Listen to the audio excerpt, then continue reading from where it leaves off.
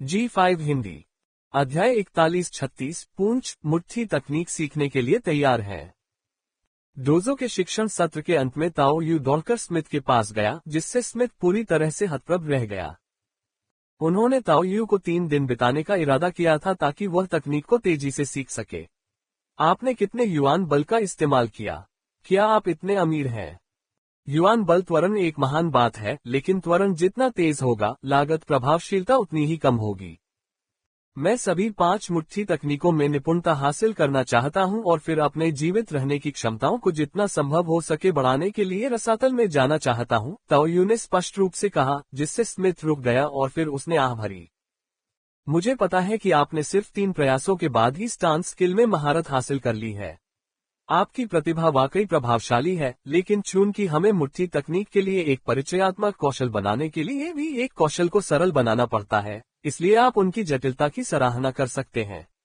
आपकी प्रतिभा के साथ 1 महीने में 1 या 2 में महारत हासिल करना कोई समस्या नहीं होनी चाहिए, लेकिन सभी 5 में महारत हासिल करना मुश्किल हो सकता है। मैं कोशिश करना चाहता हूँ, ताओ यू ने जोर दिया। वह जानता था कि स्मिथ का आशय ठीक था, क्योंकि उसके दागदार चेहरे वाले जूनियर ने बताया था कि मुट्ठी तकनीक के कम से कम 5 स्तरों तक पहुंचना होगा, तभी उन्हें मिलाने और क्यूई रक्त को स्थिर करने का प्रयास किया जा सकता है। यहां तक कि अगर वह जल्दबाजी में सभी 5 मुट्ठी तकनीकों में महारत हासिल कर ले, तो भी लागत प्रभावशीलता वास्तव में सुधार के लिए एक मुट्ठी तकनीक पर ध्यान केंद्रित करने की तुलना में कम हो सकती है। इस प्रकार की क्षमता, यहां तक कि जिसके लिए पूर्वापेक्षा के रूप में विशेष सरलीकृत कौशल की आवश्यकता होती है, त्वरण के साथ अनिवार्य रूप से अधिक युआन बल की खपत करेगी। लेकिन ताओ यू के पास खुद देवत्व की क्षमता थी। विवरणों की परवाह किए बिना वह पहले मूल बातों में महारत हासिल करना चाहता था और कौशल का निर्माण करना चाहता था। ठीक है, मैं तुम्हें कोशिश करने दूंगा। तुम अंततः अपना मन बदल लोगे। अब देर हो चुकी है, हम कल शुरू करेंगे। ठीक है, धन्यवाद भाई स्मिथ। झांग वेई और अन्य लोग, जो थके हुए थे, उस समय ईर्ष्या से देख रहे थे। उनके पास क्यू टॉनिक सूप खरीदने के लिए पैसे नहीं थे। यह एक बहुत बड़ी विलासिता थी और वे पहले से ही थके हुए थे। और वहां ताओ यू था, जो न केवल स्टांस कौशल में निपुणता प्राप्त कर रहा था, बल्कि क्यूई टॉनिक सूप के साथ संयोजन में त्वरण का उपयोग भी कर रहा था, और अब वह सीधे फिस्ट तकनीक सीखने की ओर बढ़ रहा है। अंतर बहुत बड़ा था। यह आश्चर्य की बात नहीं होगी यदि इनर सिटी का कोई व्यक्ति शुरुआत में ही आउटसाइडर के शिखर को पार कर जाए, क्योंकि उनके पास बहुत बड़ी मात्रा में धन है। धन से सब कुछ खरीदा जा सकता है। Ads bye pub future. लेकिन ये सभी बाहरी लोग थे। असमानता वास्तव में काफी थी। डोजो काफी उदार है, मुफ्त में जगह और कपड़े भी देता है। ताओ यू ने अपने हाथों में ग्रे रंग के अभ्यास के कपड़ों को देखा और मन ही मन आह भरी। इसकी सामग्री खुरदरी थी और इसे सीधे पहनने से घर्षण के कारण असुविधा भी हो सकती थी, जबकि इसे टिकाऊपन को ध्यान में रखकर डिजाइन किया गया था। फिर भी यह ताओ यू के पास अब तक का सबसे अच्छा कपड़ा था। भगवान ही जानता है कि पिछले 18 वर्षों से उनके अंडरवियर का कपड़ा कितना असुविधाजनक था, जिससे लगभग पैरों में छाले पड़ गए थे। पंजीकरण कराते समय उन्होंने अपनी ऊंचाई और वजन लिख लिया था, और जब वे घर गए तो प्रत्येक व्यक्ति को एक सेट दे दिया गया था, जो उनकी कार्यकुशलता का सूचक था। हालांकि यदि आप दूसरा सेट चाहते थे, तो आपको इसके लिए स्वयं भुगतान करना पड़ता था, जिसकी लागत 10 यूनिट युआन फोर्स होती थी। इस डोजो में आउटसाइडर्स के लिए खपत वास्तव में बहुत अधिक थी, लेकिन वास्तव में प्रत्येक वस्तु की लागत प्रभावशीलता काफी अच्छी थी। यही बात क्यू टॉनिक सूप और औषधीय मलहमों के लिए भी सत्य थी। ताओ यू ने मरहम के 2 जार भी खरीदे थे, जो वास्तव में रक्त को सक्रिय करने वाला प्रभाव रखते थे और अभ्यास के दौरान उनका उपयोग किया जा सकता था। देवत्व से प्रभावित सहायक कौशल ने ताओ यू को मरहम की बुनियादी समझ भी दी। मुझे नहीं पता कि इसमें क्या क्या सामग्री है, लेकिन अगर मैं दवा बनाने का कौशल सीखकर पैसा कमा सकूं, तो ये बहुत अच्छा होगा। सहायक कौशल के देवत्व के कारण ताओ यू को क्यूई टॉनिक सूप और मरहम के बारे में एक मोटा विचार था। क्यू टॉनिक सूप संभवतः एक प्रकार का औषधीय दलिया था, जो किसी प्राणी के आंतरिक अंगों, जड़ी बूटियों और मुख्य खाद्य पदार्थों के मिश्रण से बनाया गया था। संभवतः ये किसी कॉर्पोरेट एनक्लेव द्वारा पैदा किए गए युआनफोस प्राणी से लिया गया था। यह मरहम घोड़े के बाम जैसा हो सकता है, तथा संभवतः युआनफोस प्राणी से प्राप्त किया गया हो। यह आश्चर्य की बात नहीं होगी कि कंपनी एन्क्लेव परिपक्व सहायक प्रणालियों और विभिन्न उद्योगों के साथ इस स्तर तक विकसित हो गए हैं। लेकिन जहां तक नए एन्क्लेव का सवाल है, ये स्पष्ट नहीं था कि वे इसका प्रबंधन कैसे करेंगे। ओह, शायद वे एलियंस का प्रजनन करेंगे। Ads bye pub future. Tao Yu ने अनुमान लगाया कि सामान्य प्राणियों पर परजीवी बनकर रहने वाले एलियंस की तीव्र प्रजनन विशेषताएं कैद के लिए काफी उपयुक्त हो सकती हैं। यद्यपि कौशल के मूल्य को छोड़कर प्रत्येक प्राणी का मूल्य केवल 20 युआन बल इकाई था, लेकिन विशुद्ध संख्या इसकी भरपाई कर सकती थी। बैकवोट। हालांकि यह अनुमान लगाया जा सकता था कि भले ही वे वास्तव में एलियंस की खेती करते हों और एलियंस की संख्या में वृद्धि हुई हो, कंपनी निश्चित रूप से कौशल के संचलन को नियंत्रित करेगी और अपनी कीमतों को कम करने के बजाय अधिशेष को सीधे शुद्ध युआन बल में परिवर्तित करना पसंद करेगी। और फिर वहां रक्त ऑर्किड है। लीले के पास शायद लोगों को खोजने के लिए चैनल है। मैंने कुछ को प्रबंधक लियो को भी बेच दिया। चीजें व्यवस्थित होने के बाद उन्हें घाटी को खेती के क्षेत्र के रूप में उपयोग करने पर विचार करना चाहिए। यद्यपि रक्त ऑर्किड की कृत्रिम रूप से खेती करना संभव नहीं था और इसे केवल वर्षों के बीच लंबे अंतराल के साथ समय समय पर ही काटा जा सकता था, फिर भी इसके प्रभाव को नकारा नहीं जा सकता था, और यदि रक्त ऑर्किड के निवास स्थान का पता भी चल जाता तो भी वे संभवतः इसे नहीं छोड़ते। जैसा कि ताओ यू प्रसन्नतापूर्वक सोच रहा था, वह भी किले से बाहर निकल गई और एक छोटी गली में मुड़ गई। तथाकथित गली वास्तव में किले के बाहर बनाई गई 2 इमारतें थीं, जिनमें किले के बुर्जों के नीचे यथासंभव आश्रय लेने का प्रयास किया गया था तथा जमीन पर सीवेज बह रहा था। जैसे ही ताओ यू गली में दाखिल हुई, उसने अचानक गति बढ़ा दी और दौड़ना शुरू कर दिया। वह आउटसाइडर क्षेत्र के अव्यवस्थित घरों के बीच से होकर गुजरी। उसकी गति अचानक बोल्ट से आगे निकल गई, जिससे बीच बीच में राहगीर आश्चर्य से चिल्लाने लगे। यूएटिल्डा, क्या तुम मेरे चेहरे पर लात मारते हुए मरना चाहते हो? यूएटिल्डा, आप क्या कर रहे हो? किसी को मारने की कोशिश कर रहे हो या क्या? ताओ यू के अचानक दौड़ने से आउटसाइडर क्षेत्र के पहले से ही गंदे और अराजक वातावरण में शिकायतों की लहर दौड़ गई। यदि ताओ यू इतनी तेजी से आगे नहीं बढ़ रहा होता तो जाहिर है कि वह कोई ऐसा व्यक्ति नहीं था जिससे उलझा जा सके, तो हाथापाई हो सकती थी। आउटसाइडर क्षेत्र में कुछ बुनियादी नियम थे, लेकिन जब तक कोई महत्वपूर्ण बात न हो, सुरक्षा दल हस्तक्षेप नहीं करता था। कई क्षेत्रों में तो व्यवस्था गिरोहों द्वारा तय की जाती थी। जब ताओ यू नरक से बाहर निकलकर चमगादड़ की तरह भागने लगा, तो किले के प्रवेश द्वार पर खड़े 2 छाया रूपी लोग भी तेजी से उसके पीछे चलने लगे। उनकी गति ताओ यू से मेल नहीं खाती थी, लेकिन बहुत धीमी भी नहीं थी। बस इतना ही कि वे शुरू से ही चौंक गए थे जब ताओ यू ने बहुत धीमी गति से दौड़ना शुरू किया और उसके साथ नहीं चल पाए।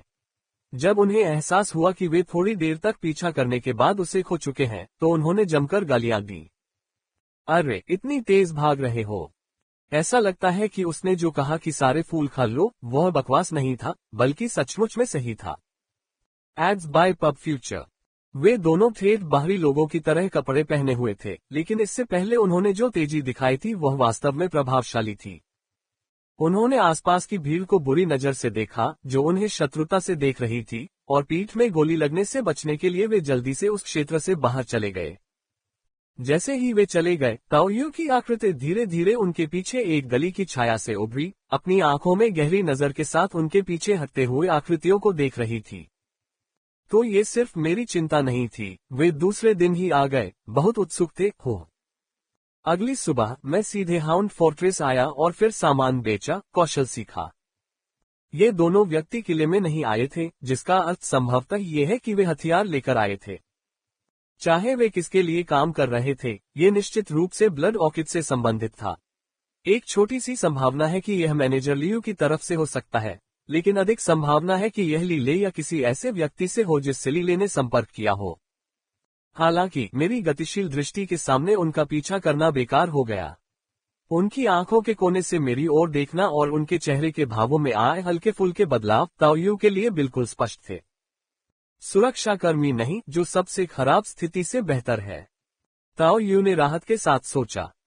यदि विपक्ष वास्तव में इतना शक्तिशाली था कि वह खुलेआम और सीधे तौर पर दिनदहाड़े सुरक्षा दल के सामने यहां तक पहुंच सकता था, तो ताओ यू के पास आज्ञाकारी ढंग से उनके साथ चलने, अच्छा व्यवहार करने और उन्हें जो कुछ भी चाहिए था वह देने के अलावा कोई विकल्प नहीं था, यदि वह धुंध में निर्वासित नहीं होना चाहती थी। जब तक मैं अपने आप को जीवित रख सकता हूँ, मैं कोई भी अपमान सहने को तैयार हूँ, यहाँ तक कि कुत्ता बनने को भी तैयार हूँ। लेकिन इस पद्धति का प्रयोग करने से अप्रत्यक्ष रूप से ये भी संकेत मिलता है कि चीजें इतनी भी चरम पर नहीं थी। शायद उन्होंने अंकल हू के कनेक्शन को भी ध्यान में रखा होगा, या शायद ये सिर्फ इसलिए था कि ली की पहुंच सीमित थी। ताओ यू को तो ये भी संदेह था कि उन्हें इस बात का अंदाजा नहीं था कि उसने पहले ही रिसाइकलिंग स्टेशन पर कुछ जानकारी दे दी थी।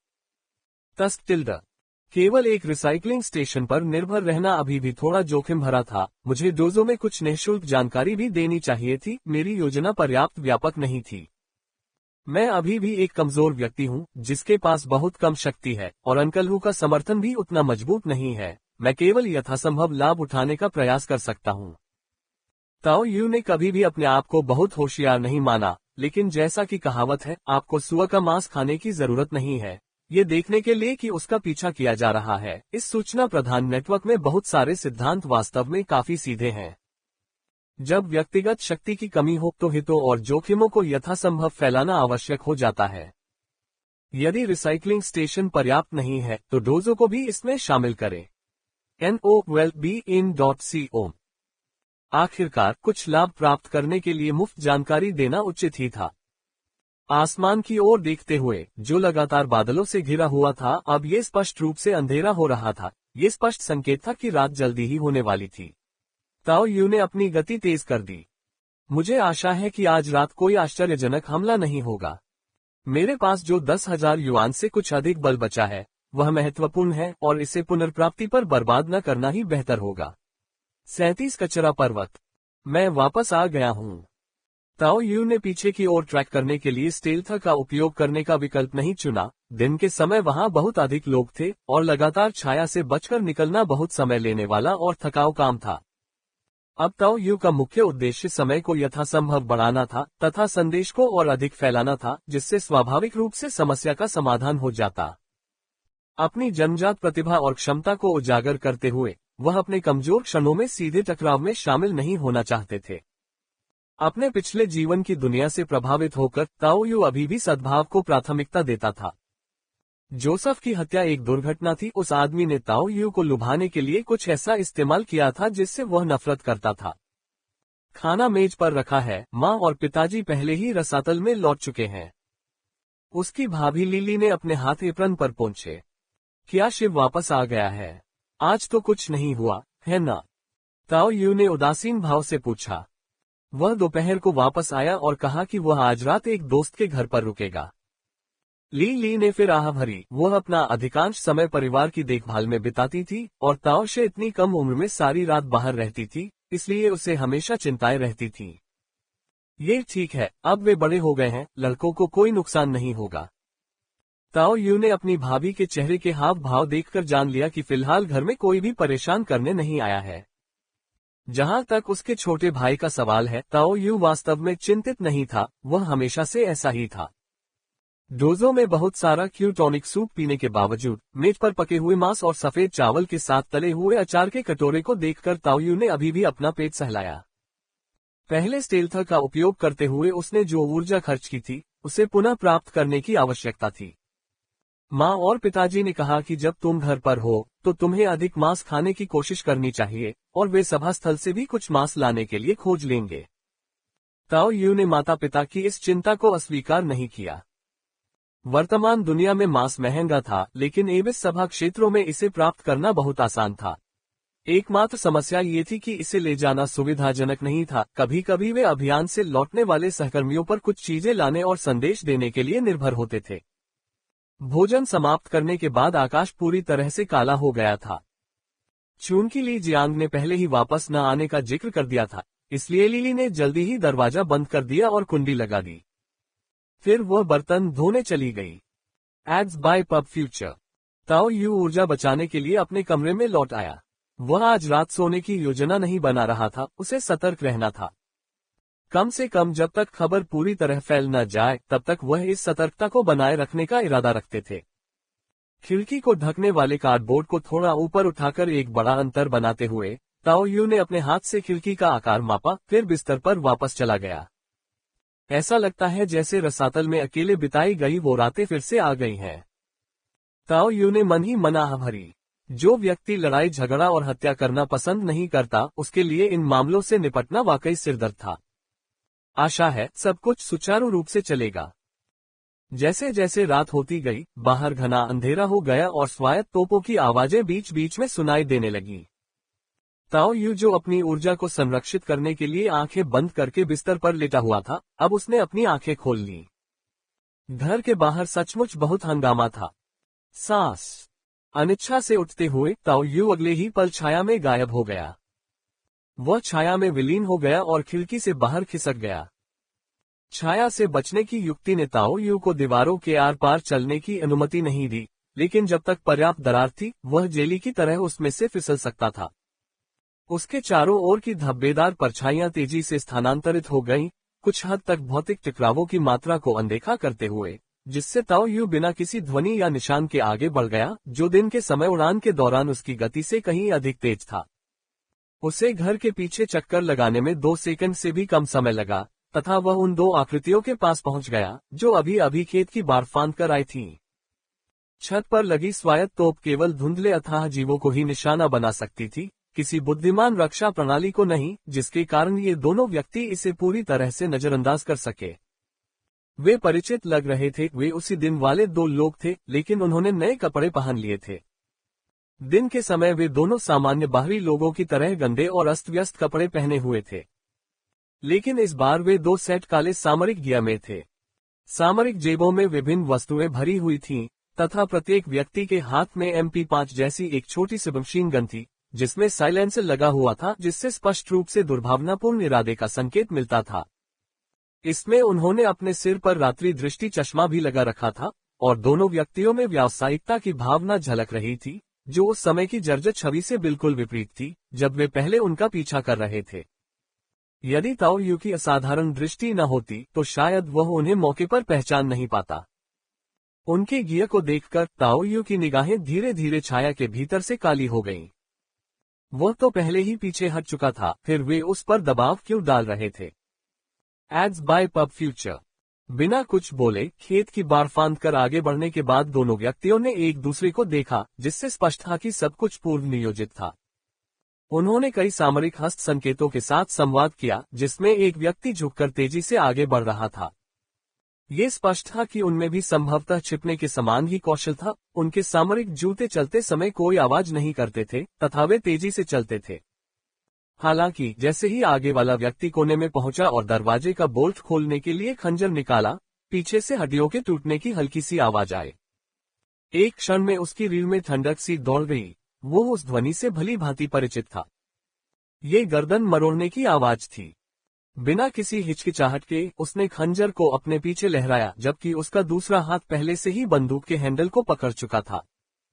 लेकिन उसके साथी के गिरते शरीर के अलावा उसके पीछे कोई और हलचल नहीं थी। परेशानी को भांपते हुए और आगे प्रतिक्रिया करने की प्रतीक्षा किए बिना उसके सिर के पिछले हिस्से पर जोरदार प्रहार किया गया, जिससे उसकी दृष्टि धुंधली हो गई और वह बेहोश हो गया। कुछ ही सेकंड के भीतर, जबकि पहला शरीर अभी जमीन पर गिरा ही था, ताओ यू ने पहले ही 2 लोगों को मार गिराया था।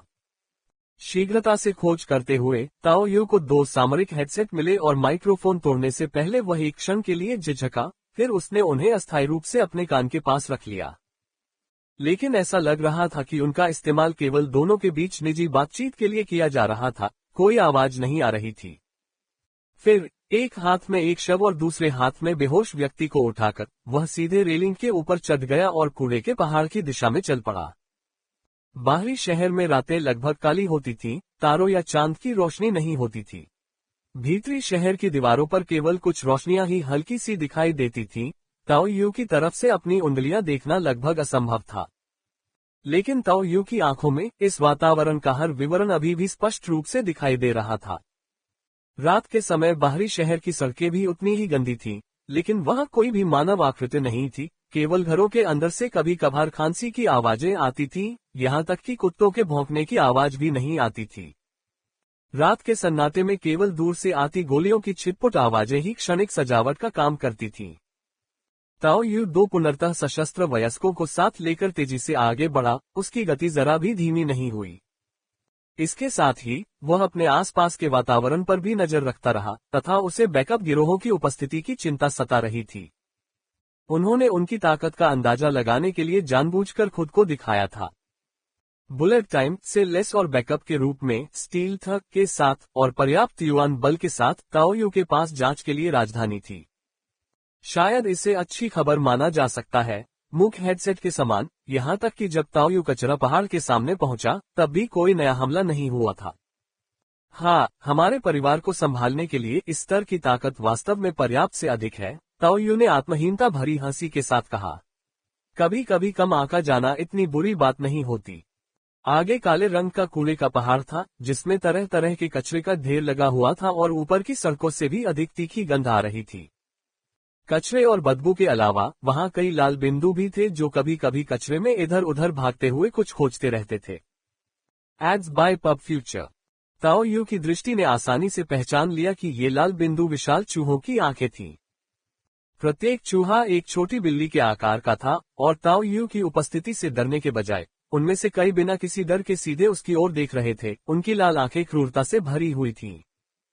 क्योंकि इन चूहों का मांस जहरीला था इसलिए इन्हें पकाना भी संभव नहीं था, जिससे ये आउटर सिटी की कुछ विलासिता वाली वस्तुओं में से एक बन गए। ताओ यू ने बचपन से ही पहाड़ के चूहों की भूतिया कहानियां सुनी थी जो मनुष्यों को खा जाते थे। दोनों व्यक्तियों को लापरवाही से जमीन पर गिराकर ताओ यू अपनी लूट का सामान लेने के लिए नीचे झुका। उन्होंने बुलेट प्रूफ जैकेट उतार दी और बिखरे हुए सभी सामान को अच्छी तरह से पैक कर दिया। अगले ही क्षण ताओ यू ने एक शव को उठाया और वहीं पर घुमाकर उसे कूड़े के पहाड़ पर काफी दूर फेंक दिया। चीख चीख टिल्ड। चूहे जो पहले से ही उस जगह पर नजर रखे हुए थे एक पल में ही शव पर झुंड बनाकर इकट्ठा हो गए। चमड़े के फटने, चबाने और हड्डियों को कुतरने की आवाजें लगातार आ रही थीं, जिससे ताओ यू को थोड़ा मतली महसूस हो रही थी। बेहोश आदमी को देखते हुए ताओ यू को यकीन नहीं हो रहा था कि उसने अपनी ताकत को ठीक से नियंत्रित किया है या नहीं। उसे ये भी नहीं पता था कि वह जीवित है या मर चुका है। लेकिन उन्होंने इस बारे में ज्यादा चिंता नहीं की। इस संबंध में वास्तव में उनके पास कोई अनुभव नहीं था। उसने लापरवाही से उस आदमी को पलट दिया और फिर अपने पैर से उस पर बल लगाया। Crack crack tilde. एक के बाद एक अंक टूट गए और बेहोश आदमी दबी हुई कराहों के साथ जाग उठा। लेकिन इससे पहले कि वह पीड़ा से चिल्ला पाता, एक हाथ ने उसके गले को लोहे के चिमटे की तरह जकड़ लिया, जिससे वह व्यक्ति जो अभी अभी दर्द से जगाया गया था लगभग फिर से बेहोश हो गया। ली जियांग को अभी अभी होश आया था, लेकिन उसे पूरे शरीर में दर्द महसूस हो रहा था। उसका सिर धुंधला था तथा गर्दन पर अत्यधिक दबाव के कारण उसे सांस लेने में कठिनाई हो रही थी। क्या हो रहा था? सही, वह और उसका चचेरा भाई उस लड़के को पकड़कर उससे पूछताछ करने वाले थे। तब क्या? उसकी स्मृति टुकड़ों में जुड़ने लगी। हमले से पहले का दृश्य याद आने लगा। जैसे ही वह अपने खंजर से दरवाजे की कुंडी खोलने वाला था, उसने अपने पीछे शोर सुना। चारों ओर मोड़। उसका चचेरा भाई मर गया था। जैसे ही यादें उसके दिमाग में उमड़ने लगी, ली जियांग चौंक गया। उसका सिर थोड़ा सा साफ हो गया।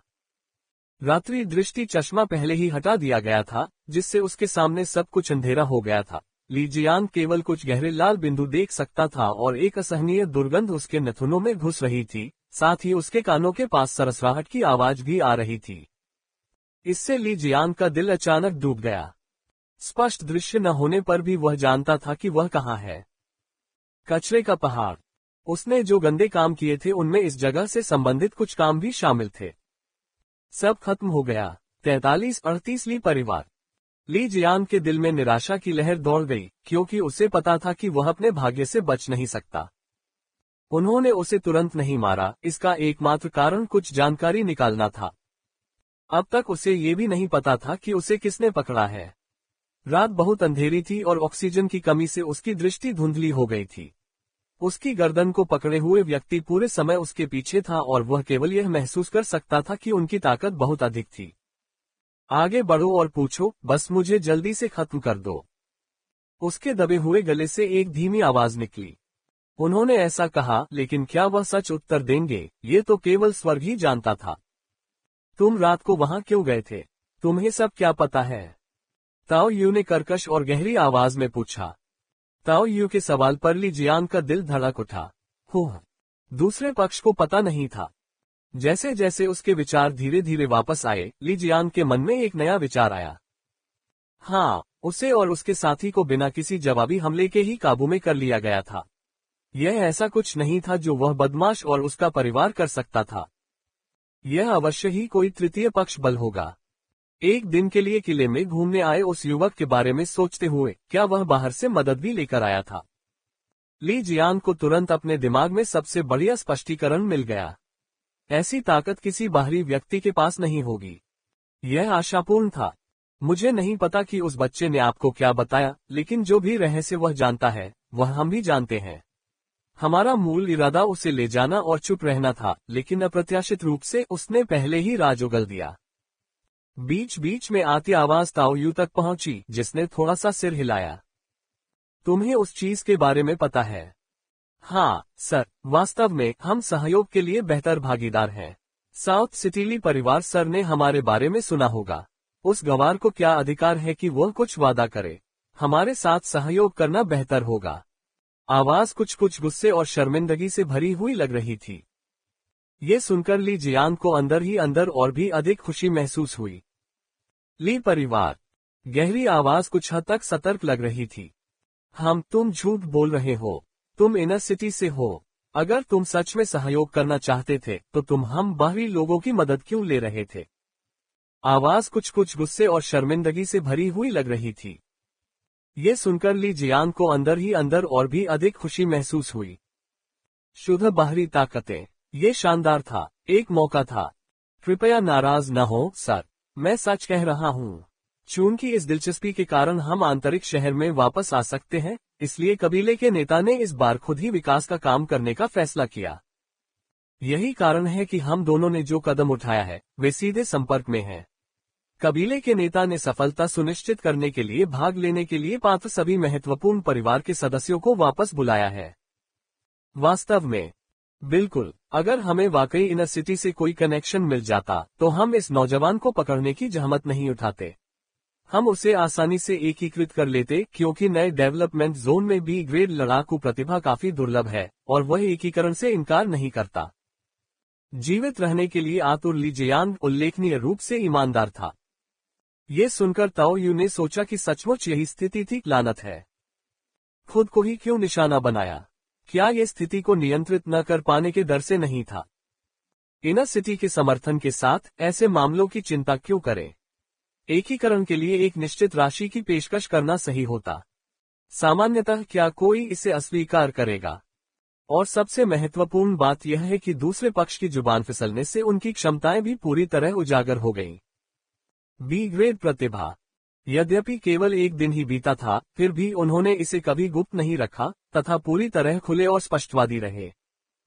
फिर भी वे अभी भी पुरानी जानकारी पर निर्भर थे, जिससे उनकी सीमित क्षमताएं पता चलती थीं। स्टारशाइन रिसाइकलिंग स्टेशन को जानकारी बेचे हुए उन्हें आधा दिन हो गया था और दूसरे पक्ष को अभी भी कोई सुराग नहीं मिला था, इसलिए कम से कम इस खबर की विश्वसनीयता काफी अधिक लग रही थी। अपनी ईमानदारी दिखाने के लिए अपनी युआन सेना में से कुछ को भेजो। ताओ यू ने अपनी जेब के अंदर से एक चुंबकीय कार्ड निकाला जो सामान बेचने से प्राप्त हुआ था। इसका पुनः उपयोग किया जा सकता था और एक समय में इसमें 4000 से अधिक युआन बल अंक संग्रहित किए जा सकते थे, जो कि उन टूटी हुई युआन बल धातुओं की तुलना में कहीं अधिक सुविधाजनक था। दुनिया की इच्छा के प्रतिबंधों के तहत भ्रम तकनीक और मानसिक नियंत्रण जैसी तकनीकें युआन बल हस्तांतरण कार्यों को करने में असमर्थ थीं, लेकिन स्वैच्छिक हस्तांतरण संभव था। किसी जीवित व्यक्ति को पकड़ना दुर्लभ था जिस पर दबाव डाला जा सकता था, इसलिए उसका उपयोग न करना व्यर्थ होगा, विशेषकर तब जब उसने सूचना के एक टुकड़े के लिए अपना सब कुछ जोखिम में डाल दिया था। मरने से पहले जोसेफ के मुंह से बैरल निकला था, साथ ही उसका अंतिम आत्मविनाश भी ताओ यू की स्मृति में अभी भी स्पष्ट है। इसलिए भले ही इस बार वह केवल एक बाहरी व्यक्ति से निपट रहा था, उसने उनके सभी अंक तोड़ दिए और किसी भी दुर्घटना से बचने के लिए पीछे से उनकी गर्दन तोड़ दी। लेकिन जैसे ही ताओ यू ने बात की, ली जियान पूरी तरह से चुप हो गया। उसके चेहरे पर दयनीय भाव झलक रहा था। कृपया जल्दी करें, उन्होंने विनती की। अब जबकि ताओ यू युआन बल की मांग कर रहा था, ली जियान, जो पहले भी ऐसा कर चुका था, को लगा कि उन शब्दों से सारी उम्मीदें टूट गईं और उसने भाग्य का कोई भी मौका छोड़ दिया। अब कोई अवसर नहीं बचा था। क्यों? यदि तुम मुझे यह नहीं दोगे तो मैं तुम्हें जिंदा ही चूहों के गड्ढे में फेंक दूंगा, जो न तो जल्दी होगा और न ही दर्द रहित होगा। ताओ यू ने दिखावा करना बंद कर दिया और सीधे धमकी दी। लेकिन उसे केवल एक अदृश्य मौन प्राप्त हुआ। मरने के बाद अपने ही हत्यारे को पैसे देना, ये तो बहुत कड़वी बात है। आखिरकार बाहरी शहर के कठोर वातावरण में अपने रास्ते को बनाते हुए ली जियान की दया की गुहार सच्चाई और धोखे से कुछ जानकारी देने का एक प्रयास था, लेकिन अब वास्तव में कोई उम्मीद नहीं थी।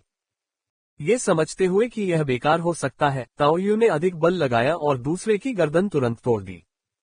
इसके बाद उसने शव को भी कूड़े के पहाड़ की ओर फेंक दिया। जिंदा रहना और चीखना चिल्लाना सिर्फ मुसीबत ही पैदा करेगा।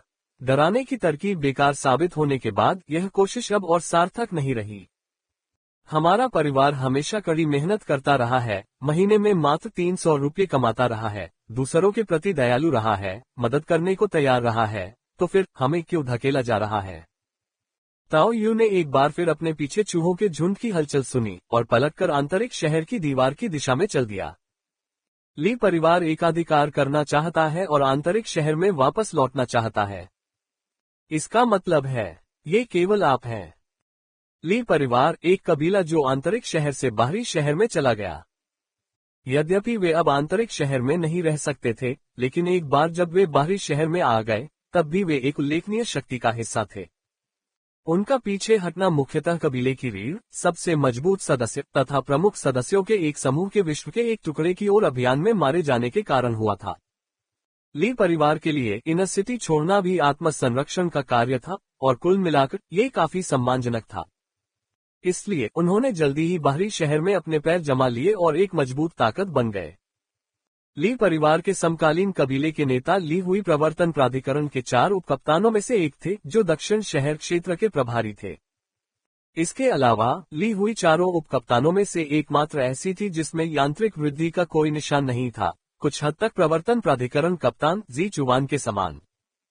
ये तथ्य कि वह बिना किसी उत्परिवर्तन, साइबरनेटिक प्रत्यारोपण के तथा केवल मांस और रक्त के सहारे अपनी स्थिति को बनाए रख सका, इस बात का पर्याप्त प्रमाण था कि उसका भौतिक शरीर मानवीय सीमाओं को पार कर गया था, इतना अधिक कि वह आउटर सिटी में यांत्रिक संवर्धन वाले लोगों से मेल खा सकता था या उनसे भी आगे निकल सकता था। प्रवर्तन प्राधिकरण परिवार के क्वार्टर में एक 3 मंजिला लकड़ी का विला, जिसमें एक छोटा सा आंगन है तथा उसके बगल में 12 अन्य इमारतें हैं, जो बाहरी शहर में ली परिवार का एकत्र होने का स्थान था। बाहरी शहर की कबाड़ ढेर शैली की इमारतों की तुलना में ली परिवार के प्रत्येक घर काफी मानक थे, जो ज्यादातर एक समान लकड़ी से बने थे। 1 दर्जन से अधिक घरों के एक साथ रहने से इस स्थान को बाहरी शहर के बाकी हिस्सों से एक अलग माहौल मिला। जमीन भी सघन बजरी से ढकी हुई थी, जो तुलनात्मक रूप से काफी साफ थी। जबकि बाहरी शहर का बाकी हिस्सा आमतौर पर रात में शांत रहता था, वह मुख्य 3 मंजिला लकड़ी का घर अभी भी जगमगा रहा था। ऐसा लग रहा था कि वहां एक भोज का आयोजन हो रहा था जो अभी समाप्त नहीं हुआ था। ऐसे समय में जब आम लोग तेल के दिए का उपयोग करने से भी कतराते थे, ये पश्चिमी शैली का घर बिजली की रोशनी से जगमगा रहा था, मानो किसी अलग दुनिया में रह रहे हों।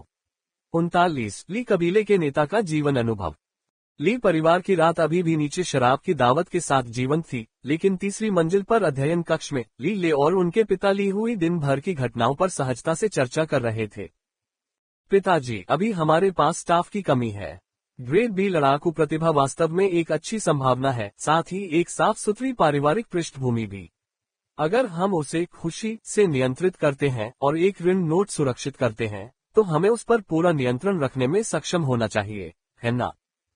ली ले ने सोचा कि अब मृतक जोसेफ ने क्या किया था और उसने बताया कि कैसे युआन फोर्स के प्राणियों द्वारा घेर लिए जाने पर जोसेफ की हत्या कर दी गई थी। अन्यथा वो वास्तव में सुरक्षित होता।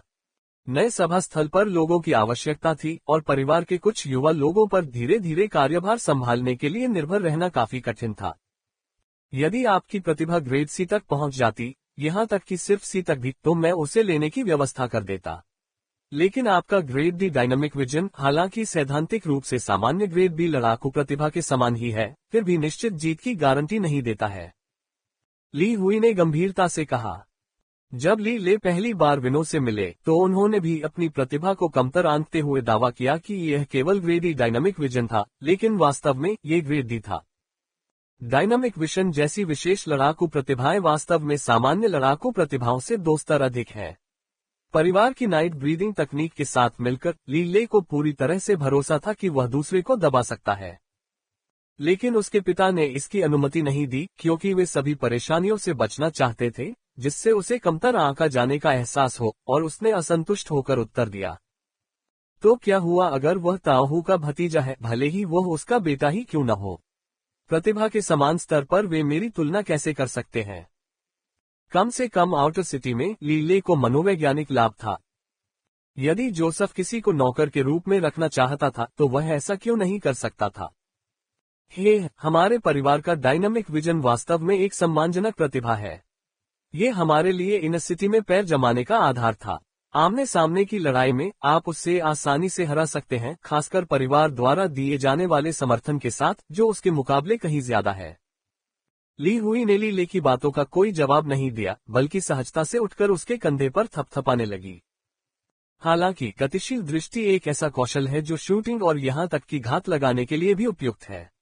अगर एक ही गोली आपके सिर में लग जाए तो आपकी ताकत का क्या फायदा, आप फिर भी मर ही जाएंगे।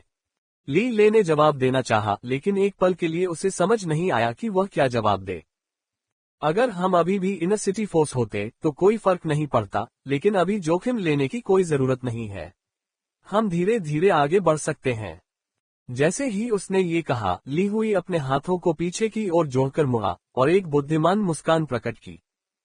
पौधों का विकास चक्र निर्धारित है। हमारे पास प्रतीक्षा करने का समय है। यदि परिवार के 7 सदस्य आधे वर्ष के भीतर विकास क्षेत्र चुन सकते हैं तो आप 8 लोगों के आधार पर हम अपने आप को स्थिर रूप से स्थापित कर सकते हैं और धीरे धीरे कुछ नए लोगों की भर्ती कर सकते हैं। यहाँ ली हुई फिर रुकी। एक बार जब हम अवज्ञा की कुछ लहरें झेल लेंगे तो हम अपनी बनाई प्रसिद्धि का उपयोग फ्लोटिंग सिटी के 2 दिग्गजों को सीधे श्रद्धांजलि देने के लिए कर सकते हैं। बदले में उन्हें पदोन्नति मिलेगी। ठीक है, तो क्या दोनों चचेरे भाइयों का रात के समय तुरंत वहां चले जाना उचित होगा? रात में वास्तव में वहां इतनी शांति नहीं होती। ली ले ने धीरे धीरे अपने पिता की बात मान ली। उनकी बातें वाकई सही थीं, लेकिन दोनों चचेरे भाइयों को रात भर बाहर जाने की व्यवस्था करना थोड़ा ज्यादा ही सावधानी भरा काम लग रहा था। बस सुरक्षा के लिए। अगर वह आदमी बकवास करने लगे तो ये परेशानी वाली बात होगी। उसके जैसी थोड़ी क्षमता वाले व्यक्ति के लिए या तो आप उन्हें बिल्कुल भी न छुएं, या आपको उन्हें एक बार में ही पूरी तरह से दबा देना होगा। अन्यथा यदि वह अपने दोस्तों को बुलाता है और ताओहू अपने दोस्तों को बुलाता है और यह आगे और आगे बढ़ता है तो इसके बाद आने वाली परेशानियां अंतहीन होंगी। ये सुनकर ली ले के दिल में हलचल मच गई और वह चिंतित होकर बोला, क्या होगा अगर उसने ताओहू को पहले ही बता दिया है? हमें नहीं पता कि कल आधे दिन में क्या हुआ था, हालांकि हम आज पूरे दिन किले में रहे हैं। तो क्या हुआ अगर उसने उसे बता दिया? क्या ताओहू को स्थान पता है? ली हुई ने उपहास करते हुए अशुभ भाव से कहा, आपने पहले ही कहा था वह सिर्फ ताओहू का भतीजा है और सिर्फ चचेरा भाई है। ये रिश्ता सिर्फ उसकी प्रतिभा के कारण ही कायम है।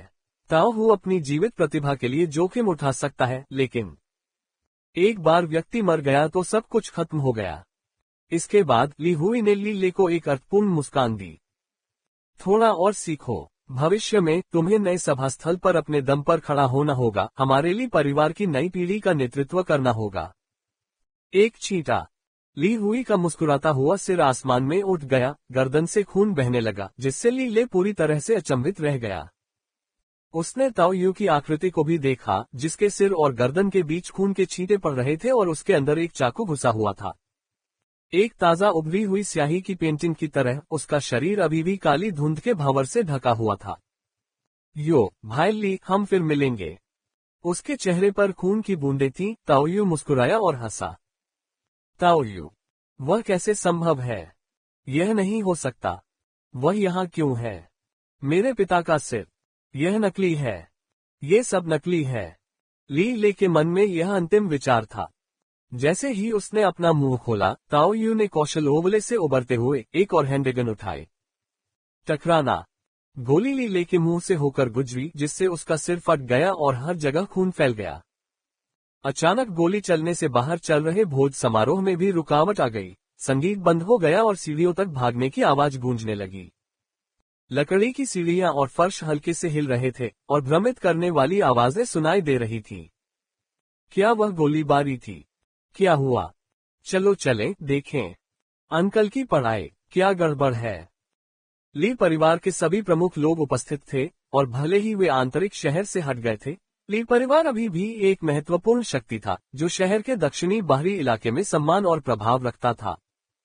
इस भोज का वास्तविक उद्देश्य इन सभी महत्वपूर्ण व्यक्तियों को एकत्रित करना तथा आगे आने वाले कार्यक्रम के लिए माहौल तैयार करना था। रसद, संसाधन और निरंतर समर्थन सभी ऐसी चीजें थी जिनका समन्वय आवश्यक था। अपनी पर्याप्त प्रतिभा के बावजूद ली अकेले ये सब प्रबंधित नहीं कर सके। मुख्य बल जो नए विकास क्षेत्र में प्रवेश नहीं कर सके, वे मुख्य रूप से संसाधनों के समन्वय और उपयोगी युवान बल वस्तुओं के आदान प्रदान के लिए जिम्मेदार थे। अंकल, ली, क्या हो रहा है? हमने गोलियों की आवाज सुनी है, किसी ने पुकारा। कबीले का नेता, क्या कुछ हुआ है? बैंग बैंग टिल्ड, खटखटाहट की आवाजें उठने लगीं। विधिपूर्वक ताओ यू ने दोनों व्यक्तियों की तलाशी ली और छाया में गायब होने से पहले कई युआनफोर्स आइटम ढूंढ निकाले। बैंग टिल्ड, इसके तुरंत बाद कुछ टूटने की आवाज आए और ली परिवार के कुछ कुलीन लड़ाकों ने कुछ ही वार करके दरवाजा तोड़ दिया। फिर उन्होंने देखा कि 2 आदमी खून से लथपथ पड़े हैं। एक क्षण में ही भागते हुए लोगों के चेहरे का रंग पूरी तरह बदल गया। क्या चल रहा है? क्या हुआ? घटनास्थल को तुरंत सील कर दो, सुरक्षा टीम से संपर्क करो। एक भूरे बालों वाले बुजुर्ग ने गंभीर भाव से आदेश दिया।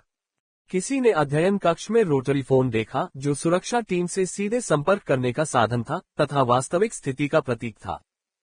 लेकिन जब किसी ने जल्दी से फोन उठाया तो पता चला कि लाइन कट गई है और उन्होंने निराशा में फोन वापस पटक दिया। अरे यार, तुम दोनों मेरे साथ आओ, हम सीधे वहां चलते हैं। उसी समय अचानक घर की लाइटें बुझ गईं, मानो पूरी बिल्डिंग का सर्किट ब्रेकर ट्रिप हो गया हो। क्या हो रहा है? हत्यारा अभी तक नहीं गया है।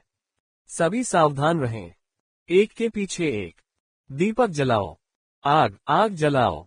शहर की दीवारों से पूरे घर को रोशन करने के लिए बिजली के तार बिछाना निश्चित रूप से स्टेटस का संकेत था। जब उनकी आदत के अनुसार बिजली अचानक बंद हो गई तो अफरा तफरी मच गई। जल्द ही नीचे से पहली चीख सुनाई दी, उसके बाद आग जलाने की उन्मत्त ध्वनियां और प्रश्नवाचक स्वर सुनाई देने लगे। इसके बाद गोलियों की आवाजें आने लगीं, जिससे शोरगुल मच गया। सामने का दरवाजा बंद है, इसे तोड़ दो। आग की एक चमक और दरवाजा तोड़ने का प्रयास कर रहे व्यक्ति के सिर के पीछे गोली लग गई। खिड़कियों से बाहर निकलो। Bang bang tilde. जैसे ही किसी ने खिड़की तोड़ी, 2 गोलियां चली और वे दोनों टूटकर जमीन पर गिर पड़े। जो पहले भागेगा वह पहले मरेगा। मदद करना। लानत है, जवाबी हमला करो। वह व्यक्ति कहाँ है? चीखें, मदद के लिए पुकार और दहाड़ एक के बाद एक आने लगी। धूसर कोहरे से घिरी एक तारों रहित रात में अपर्याप्त प्रकाश के साथ केवल अस्थायी तेल के लैंप और लपटों की छिटपुट चमक अंधेरे 3 मंजिला पश्चिमी शैली के घर को रोशन कर रही थी। साथ ही गोलियों की आवाजें और चीखें भी आ रही थीं। ली परिवार नाइट ब्रीदिंग टेक्निक नामक उन्नत श्वास तकनीक तथा इनर सिटी परिवार की गहरी जड़ों के आधार पर उन्होंने यांत्रिक संवर्धन या उत्परिवर्तनों पर निर्भर हुए बिना स्वयं को सुरक्षा दल के 4 उप कप्तानों में से एक के रूप में स्थापित कर लिया। लेकिन अब वे अंधेरे में एक तरफा नरसंहार का सामना कर रहे थे। ली परिवार के कुछ ऐसे कुलीन सदस्य थे जिनकी समग्र शारीरिक क्षमताएं ताओयू से पूरी तरह से बेहतर थीं। लेकिन इस माहौल में इसका कोई मतलब नहीं था। माथे पर एक गोली या गले पर एक चाकू उनकी जिंदगी खत्म करने के लिए काफी था। अपनी सहनशक्ति और एकाग्रता को पुनः प्राप्त करने के लिए लगातार युवान बल का उपयोग करते हुए लगातार थका देने वाला ताओयू अंधेरे में मृत्यु के देवता की तरह था, जिसका प्रत्येक रूप ली परिवार के सदस्य की मृत्यु की गारंटी देता था। चीख पुकार कम हो गई और फिर सन्नाटा छा गया। पूरे ली घर में सन्नाटा छा गया। एक समय ये भव्य एकांत पश्चिमी शैली की इमारत अब भी प्रभावशाली थी, केवल इतना अंतर था कि अब इसकी खिड़कियां टूटी हुई थीं और उनमें कई शव लटके हुए थे। आसपास की दर्जन भर इमारतों में सन्नाटा छा गया और ऐसा लग रहा था जैसे वहां कोई जीवन ही नहीं बचा है। 40 हवेली का मालिक खांसी टिल्ड वहां वास्तव में कुशल स्वामी है। उस घने अंधेरे रात में वह एक इमारत के पास खड़ा था और दीवार पर एक हाथ रखकर अपने शरीर को स्थिर कर रहा था, जो एस्बेस्टस बोर्ड जैसी लग रही थी। ताओ यू ने अपनी टूटी पसलियों को पकड़ लिया और बुलेट प्रूफ जैकेट के अलावा उसके कंधे पर एक भयंकर गोली का घाव था। युआन फोर्स के इंजेक्शन से उसकी पसलियां जल्दी ठीक हो गईं और घाव से गोली बाहर निकल गई। अग्रिम मोर्चे पर लगातार अपनी सहन शक्ति को बढ़ाने के कारण उसे 3000 युआन से अधिक बल की खपत हुई, जिससे उसे सहन शक्ति का उच्च स्तर बनाए रखने में मदद मिली। छायाएं किसी भी समय प्रवेश कर सकती हैं तथा किसी भी क्षण विस्फोट हो सकता है। उसने अपनी चोटों को ठीक करने के लिए 1000 युआन बल का उपयोग किया था, जो एक बहुत बड़ा नुकसान था। सच तो यह है कि भोजन करने से भी स्वास्थ्य लाभ हो सकता था, लेकिन अब उसके लिए समय नहीं था। ताओ यू के पास इसकी कीमत चुकाने के अलावा कोई विकल्प नहीं था। अपने सामने बिस्तर की चादरों में लिपटे विविध वस्तुओं से भरे बड़े बंडल को देखकर ताओ यू को पता नहीं था कि वह कितना सामान वापस पा सकेगा। उसके पास उनकी पूरी तरह से तलाशी लेने का कोई रास्ता नहीं था। हालांकि उसने परिधि से अंदर तक अपना रास्ता साफ कर लिया था, लेकिन ली परिवार में शायद कोई जीवित नहीं बचा था, यहाँ तक कि अंडे भी बिखर गए थे। अंत में उसने केरोसिन से आग भी जला दी थी, लेकिन वह हमेशा के लिए उसी स्थान पर नहीं रह सकते थे। वह केवल इतना कर सकता था कि जल्दबाजी में इन मूल्यवान वस्तुओं को ले, मुख्यतः वे वस्तुएं जो युआन फोर्स से संबंधित थीं। क्या इन्हें गंदा सामान माना जाता है? क्या ये बहुत ज्यादा नजर आने वाली चीज नहीं है? ताओ यू ने एक छोटा युआन फोर्स चाकू उठाया, इसकी तीक्ष्णता और खून बहाने वाले गुणों को महसूस करते हुए, लेकिन अंततः इसे शुद्ध युआन फोर्स के रूप में सीधे अवशोषित करने का निर्णय लिया। वे सहायक वस्तुएं लग रही थीं। हालांकि वास्तव में शुद्ध युआन बल अवशोषण से कहीं ज्यादा मूल्यवान, ताओ यू के पास स्पष्ट रूप से उनसे निपटने का समय नहीं था और उसने बस एक ही बार में उन सभी को अवशोषित कर लिया। फिर उसने कुल मिलाकर लगभग 8000 युआन बल को अवशोषित कर लिया। कितनी अफसोस की बात है। अगर मैं उन सभी को बेच दूं, तो उनकी कीमत कम से कम 10,000 या उससे भी ज्यादा होगी। मुझे आश्चर्य है कि क्या इस तरह के परिवारों के पास कहीं कोई आपातकालीन खजाना छिपा होता है। ताओ यू ने हल्की सी आह भरी। उस पूरी चादर में से उसने केवल 2 चीजें ही रखी। एक दिखने में साधारण सी दिखने वाली हैंडगन थी, जिसमें गोलियों का सटीक मार्ग युआन फोर्स गुण था, जो एक बहुत ही आम लेकिन व्यावहारिक युआन फोर्स आइटम था। इसमें युआन फोर्स को अवशोषित करने से केवल 400 युआन मिलेंगे, लेकिन यह संभवतः लगभग 2000 में बिक सकता है। चूंकि यह एक उच्च मांग वाली वस्तु थी, इसलिए ताओ यू ने इसे रखने का फैसला किया। NOWELBEIN.CO। दूसरा एक लंबा खंजर था, जिसे छोटी तलवार के रूप में भी इस्तेमाल किया जा सकता था, जिसकी युआन बल रिजर्व में केवल 200 थी, लेकिन इसकी विशेषता कवच भेदन, हिसाब प्रतिरोध और तीक्ष्णता थी। 3 उल्लेखनीय युआन बल गुण, जो इसे एक छोटा रत्न बनाते थे। बाकी लोगों की युआन शक्ति पूरी तरह अवशोषित कर ली गई, जिससे वे साधारण वस्तुओं में बदल गए। वास्तव में इन्हें अभी भी कुछ पैसों में बेचा जा सकता था, फिर भी कुछ हिचकिचाहट के बाद ताओ यू ने उन्हें कहीं और दफनाने का विकल्प चुना। उसे युआन बल की जरूरत थी, लेकिन ये जोखिम लेने लायक नहीं था। वास्तव में मैं रात में भी जोखिम नहीं लेना चाहता था। पहले के माहौल में एक आवारा गोली मेरे सिर में लग सकती थी, और यहाँ तक कि युआन बल का तुरंत इस्तेमाल भी काम नहीं करता। मैं कोशिश करने के लिए उत्सुक नहीं था। ताओ यू अंततः एक आह भरते हुए बिस्तर पर लौट आया। शुरू में वह संदेश का प्रसार करना और जोखिम को कम करना चाहते थे, लेकिन ली परिवार ने चीजों को बहुत आगे बढ़ा दिया था। नहीं, मुझे कल भी डोजो को संदेश देना जारी रखना होगा, अन्यथा यदि मैनेजर को ली परिवार के खत्म हो जाने के बारे में पता चल गया और वह इस सूचना को अपने पास रखने के बारे में सोचने लगा, तो क्या होगा यदि वह इसकी सूचना नहीं देगा। ताओ यू ने अपनी स्थिति की समीक्षा की और नई समस्याओं की पहचान की। ये दुनिया बहुत अंधकार में थी और यह विचार कि वे रातों रात आकर उसे चुप करा देंगे, सिहरन पैदा करने वाला था। अगली सुबह ताओ यू ने ऐसे नाश्ता किया जैसे कुछ हुआ ही न हो। वानलियू डोजो के लिए फिस्ट तकनीक का अभ्यास करने हेतु हाउंड किले की ओर जाते समय दृश्य लगभग वैसा ही था जैसा कि पिछले दिन था। बाहरी लोगों का एक समूह किले में प्रवेश करने के लिए कतार में खड़ा था। चूंकि साउथ सिटी में आम लोगों के बीच बातचीत केवल चिल्लाने तक ही सीमित थी, इसलिए सार्वजनिक सुरक्षा आवासीय क्षेत्र में घटित त्रासदी की खबर इतनी जल्दी नहीं फैली। हालांकि जब लाइन में प्रवेश करने के लिए ताओ यू की बारी आई, तो उसने सार्वजनिक सुरक्षा वर्दी पहने 3 लोगों को तेजी से उनकी ओर दौड़ते हुए देखा। तीनों सीधे किले के गेट की ओर भागे। उनकी हरकतों की तेजी ने कई लोगों की निगाहें खींच ली और देखने वालों में ये जानने की उत्सुकता पैदा हो गई कि आखिर हुआ क्या है। इन नोटिसों को अपने किले की दीवारों पर चिपका दो और लोगों को अगले 3 दिनों तक इन्हें जोर से पढ़ने की व्यवस्था करो। सार्वजनिक सुरक्षा के 3 सदस्य प्रवेश द्वार तक गए और वहां पर ताजा स्याही से भरे नोटिसों का ढेर फेंक दिया, जो प्रतीत होता था कि कुछ ही देर पहले मुद्रित किए गए थे। गार्ड, जो आमतौर पर अन्य बाहरी लोगों के प्रति उच्च एवं शक्तिशाली व्यवहार करते थे, इन सार्वजनिक सुरक्षा सदस्यों को देखकर तुरंत अपने चेहरों पर मुस्कान बिखेरने लगे तथा सहमति में सिर हिलाने लगे। एक गार्ड कैप्टन ने तो कुछ घर में बनी हुई सिगरेटें भी दी। सज्जनों, इस बार क्या हुआ? एक अन्य परिचारक तुरंत पानी लाने चला गया।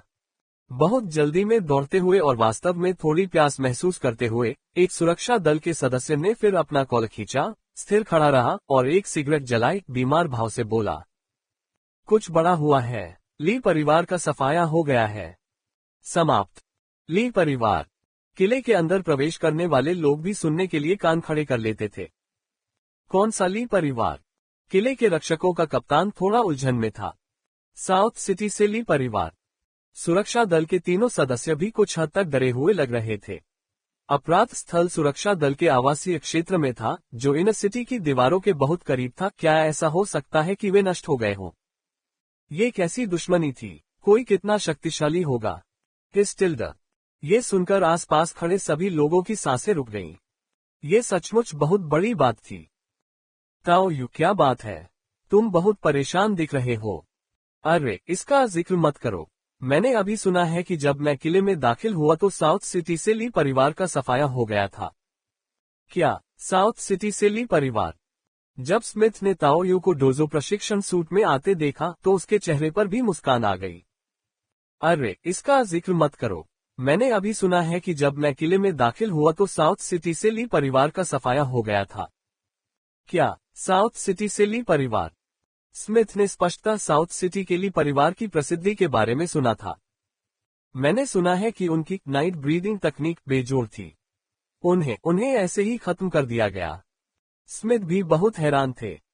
शहर के बाहर हमेशा कुछ हद तक अव्यवस्था रहती थी। सिर्फ जागरण के दिन ही कौन जाने कितने लोग मर जाते थे और सीवा में लाशें मिलना आम बात थी। लेकिन फिर भी ये दुर्लभ बात थी कि किसी बड़े परिवार का सफाया हो जाए। हाँ, मैं उनके एक युवक के साथ एक ही कक्षा में था। भाई, क्या मैं डोजो मास्टर से मिल सकता हूँ? मुझे कुछ बातें करनी है। ताओ यू ने चिंतित भाव दिखाया। हालांकि स्मिथ को बड़ी खबर मिल गई थी, लेकिन आखिरकार ये सिर्फ बेकार की गपशप थी। ताओ यू ने जो कहा उसे सुनकर वह वास्तव में प्रसन्न हुआ। जिस बारे में बात कर रहा हूँ, डोजो मास्टर आपकी स्थिति के बारे में सुनने के बाद आपसे मिलना चाहते थे। मेरे साथ आइए, आपको मास्टर से व्यक्तिगत मार्गदर्शन प्राप्त करने का मौका मिल सकता है। ली परिवार के असंबंधित विनाश की तुलना में डोजो मास्टर और इस छोटे भाई का महत्व अधिक था। स्मिथ ने ताओ यू को सीधे एक अलग, अपेक्षाकृत छोटी लकड़ी की झोपड़ी में ले गया। यद्यपि ये लकड़ी की झोपड़ी बहुत बड़ी नहीं थी, फिर भी यह डोजो की अन्य इमारतों की तुलना में काफी उत्तम और अधिक सुंदर थी। झोपड़ी के बाहर एक साधारण सा अधेड़ व्यक्ति तकिए पर पैर फैलाए बैठा था। उसके पास ताजी बनी गर्म चाय का एक कप था। जब उसने देखा कि स्मिथ ताओ यू को लेकर आ रहा है, तो वह आदमी, जो डोजो सूट पहने हुए था और बहुत साधारण दिख रहा था, उसने ताओ यू की ओर देखकर सिर हिलाया और मुस्कुराया। आप निश्चित रूप से वही प्रतिभाशाली छात्र होंगे जिसका उल्लेख स्मिथ ने किया था। वास्तव में एक प्रभावशाली व्यक्ति। वानलियू डोजो के मास्टर लियू ही वास्तव में बहुत साधारण दिखते थे। उनके शरीर पर कोई भी अतिरंजित मांसपेशियां दिखाई नहीं देती थीं। लेकिन वहां सहजता से बैठे रहने से उन्होंने ताओ यू को स्वाभाविक एकीकरण की भावना दी। और यद्यपि मुस्कुराते समय वह बहुत सौम्य दिखते थे तथा उनका व्यवहार सहज था, ताओ यू को अभी भी एक अवर्णनीय तनाव की भावना महसूस हो रही थी, जो कि एक जंगली जानवर की उपस्थिति में आम लोगों द्वारा महसूस की जाने वाली अचेतन चिंता के समान थी। गुरु सचमुच बहुत शक्तिशाली थे। ये भावना कल की ली हुई से भी अधिक प्रबल थी। ली हुई ने इतनी शक्तिशाली दमनकारी आभा छोड़ी कि ताओ यू ने एक ही बार में अपने सारे कौशल जमा कर लिए। हत्या के बाद अगर उसने युआन फोर्स की थोड़ी भरपाई नहीं की होती, तो वह लगभग ठीक नहीं हो पाता। 41 वानलियू के 5 रूप लियू ही को पता नहीं था कि ऐसा क्यों हुआ, लेकिन अचानक उसकी रीढ़ में हल्की ठंडक दौड़ गई। फिर भी उसका ध्यान तुरंत अपने सामने खड़े छात्र की ओर लौट आया। वह सुडौल शरीर और सुंदर आकृति वाला था। बाहरी शहर से आए किसी व्यक्ति के लिए वह दिखने में काफी आकर्षक था। वास्तव में ताओ यू पहले अधिक नाजुक दिखता था और काफी दुबला पतला था, लेकिन जैसे जैसे वह बड़ा हुआ उसकी छवि में उल्लेखनीय सुधार हुआ। बाहरी शहर में, जहां जीवन की कठोरता के कारण अधिकांश लोगों की त्वचा खुरदरी थी, ताओ यू के हाल के शारीरिक परिवर्तनों ने उसे गोरा और कोमल बना दिया। केवल 3 प्रयासों में स्टांस स्किल को प्राप्त करना ऐसी चीज नहीं है जो हम अपने डोजो में अक्सर देखते हैं। मैंने ग्रेड ए शारीरिक प्रतिभा वाले युवाओं को भी सिखाया है और वे भी इस स्तर तक नहीं पहुंच सके। लियू ये ने मुस्कुराते हुए ताओ यू की प्रतिभा की प्रशंसा की। डोजो का प्रमुख मेरी बहुत प्रशंसा करता है। मेरी त्वरित महारत संभवतः मेरी गतिशील दृष्टि की गतिविधियों को पकड़ने की क्षमता के कारण है, और मेरे शरीर को पर्याप्त मात्रा में युआन फोर्स जड़ी बूटियों को लेने से एक अच्छा आधार मिला है।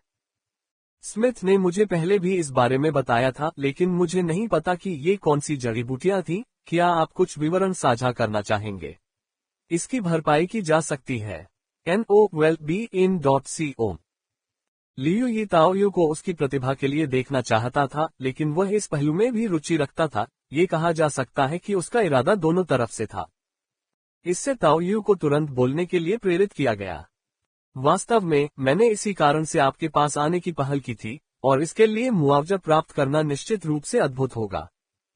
आपकी प्रतिभा सराहनीय है, और चूंकि आप पहले से ही हमारे निःशुल्क कोटे के लिए अर्हता प्राप्त कर चुके हैं, यदि आप कुछ विवरण साझा करने के लिए तैयार हैं, तो मैं भविष्य में आपकी सभी ट्यूशन फीस माफ कर सकता हूं। लियू ये ने शान से हाथ हिलाकर अपना वादा निभाया। वास्तविकता में लियू ये और डोजो के लिए दूसरों को सिखाना उनका व्यवसाय था, जो कौशल ऋण के समान था। किसी भी तरह से यह घाटे का सौदा नहीं था। और ताओ यू के लिए तो यह और भी बेहतर था, क्योंकि वह निश्चित रूप से सभी 5 मुट्ठी तकनीक सीखने जा रहा था, यहां तक कि आधी कीमत की छूट के साथ भी। इसकी लागत अभी भी हजारों में होगी। आखिरकार इस वादे के बिना भी ताओ यू ने इस पर चर्चा करने की पहल की होगी। उन्होंने सबसे पहले लियू यी को धन्यवाद दिया, जिससे बातचीत शुरू हो गई। फिर ताओ यू ने एक आह भरते हुए कहा, आज ली परिवार के विनाश के बारे में सुनकर मैं बहुत डर गया। मैं पहले से ही आपसे इस बारे में चर्चा करने की सोच रहा था। ये वस्तुतः एक निःशुल्क यात्रा थी। धन्यवाद डोजो के प्रमुख। उन्होंने सबसे पहले लियू यी को धन्यवाद दिया, जिससे बातचीत शुरू हो गई। फिर ताओ यू ने एक आह भरते हुए कहा, आज ली परिवार के विनाश के बारे में सुनकर मैं बहुत डर गया। मैं पहले से ही आपसे इस बारे में चर्चा करने की सोच रहा था। 1 मिनट रुको, इसका ली परिवार के विनाश से क्या संबंध है? लियू यी को इस घटना का स्पष्ट ज्ञान था, तथा वे क्षण भर के लिए अकड़ गए। मैं आपको समझाता हूँ, चीजें इस प्रकार हुई। ताओ यू ने दूसरे पक्ष को बेतहाशा अटकलें लगाने का मौका नहीं दिया और रक्त ऑर्किड की विशेषताओं, उसके विकास के वातावरण और यहाँ तक कि घास के मैदानों की सीमाओं से अनुमानित दूरी के बारे में भी बता दिया। ये सब समझाने के बाद उन्होंने आगे कहा, उद्धरण चिन्ह ... खैर, ली परिवार का लीले भी मेरे ही काल का है। वह भी ब्लड ऑर्किड के बारे में जानता है। इसके बाद ताओ यू के चेहरे पर भय और शर्मिंदगी का मिश्रण दिखाई दिया, जिससे लियू ये भी गंभीर हो गया। वानलियू डोजो का प्रभारी होने का मतलब था कि लियू ये कोई आसान काम नहीं था, और उसने तुरंत ही ताओ यू के जोखिम को फैलाने के इरादे को समझ लिया। वह ली परिवार के विनाश को लेकर बहुत सतर्क और चिंतित थे। यद्यपि ली परिवार वानलियू डोजो जितना मजबूत नहीं था, फिर भी वे बाहरी शहर में एक काफी प्रभावशाली कबीला थे। एक क्रूर और रक्तपिपासु ताकत द्वारा अचानक समाप्त कर दिया जाना कुछ ऐसा नहीं था जिसका डोजो सामना कर सके। ताओ यू द्वारा जड़ी बूटियां बेचने और स्टारशाइन रिसाइकलिंग स्टेशन पर जानकारी प्रदान करने के लेन देन के बारे में सुनकर लियू यी के चेहरे पर काफी राहत दिखी। तुम बहुत चालाक हो, लेकिन होशियार भी। अगर तुमने पिछले 2 दिनों में ऐसा नहीं किया होता तो तुम आज रात ही दुनिया से गायब हो गए होते। लियू यी को ताओ यू से बड़ी उम्मीदें थीं, और चूंकि वह शुरू में शुल्क माफी पर सहमत हो गया था, इसलिए उसने इसे एक निवेश मानते हुए उसी पर टिके रहने का फैसला किया। ओह, क्या आपके पास कोई अनुमान है? डोजो के प्रमुख, कृपया मुझे बताएं।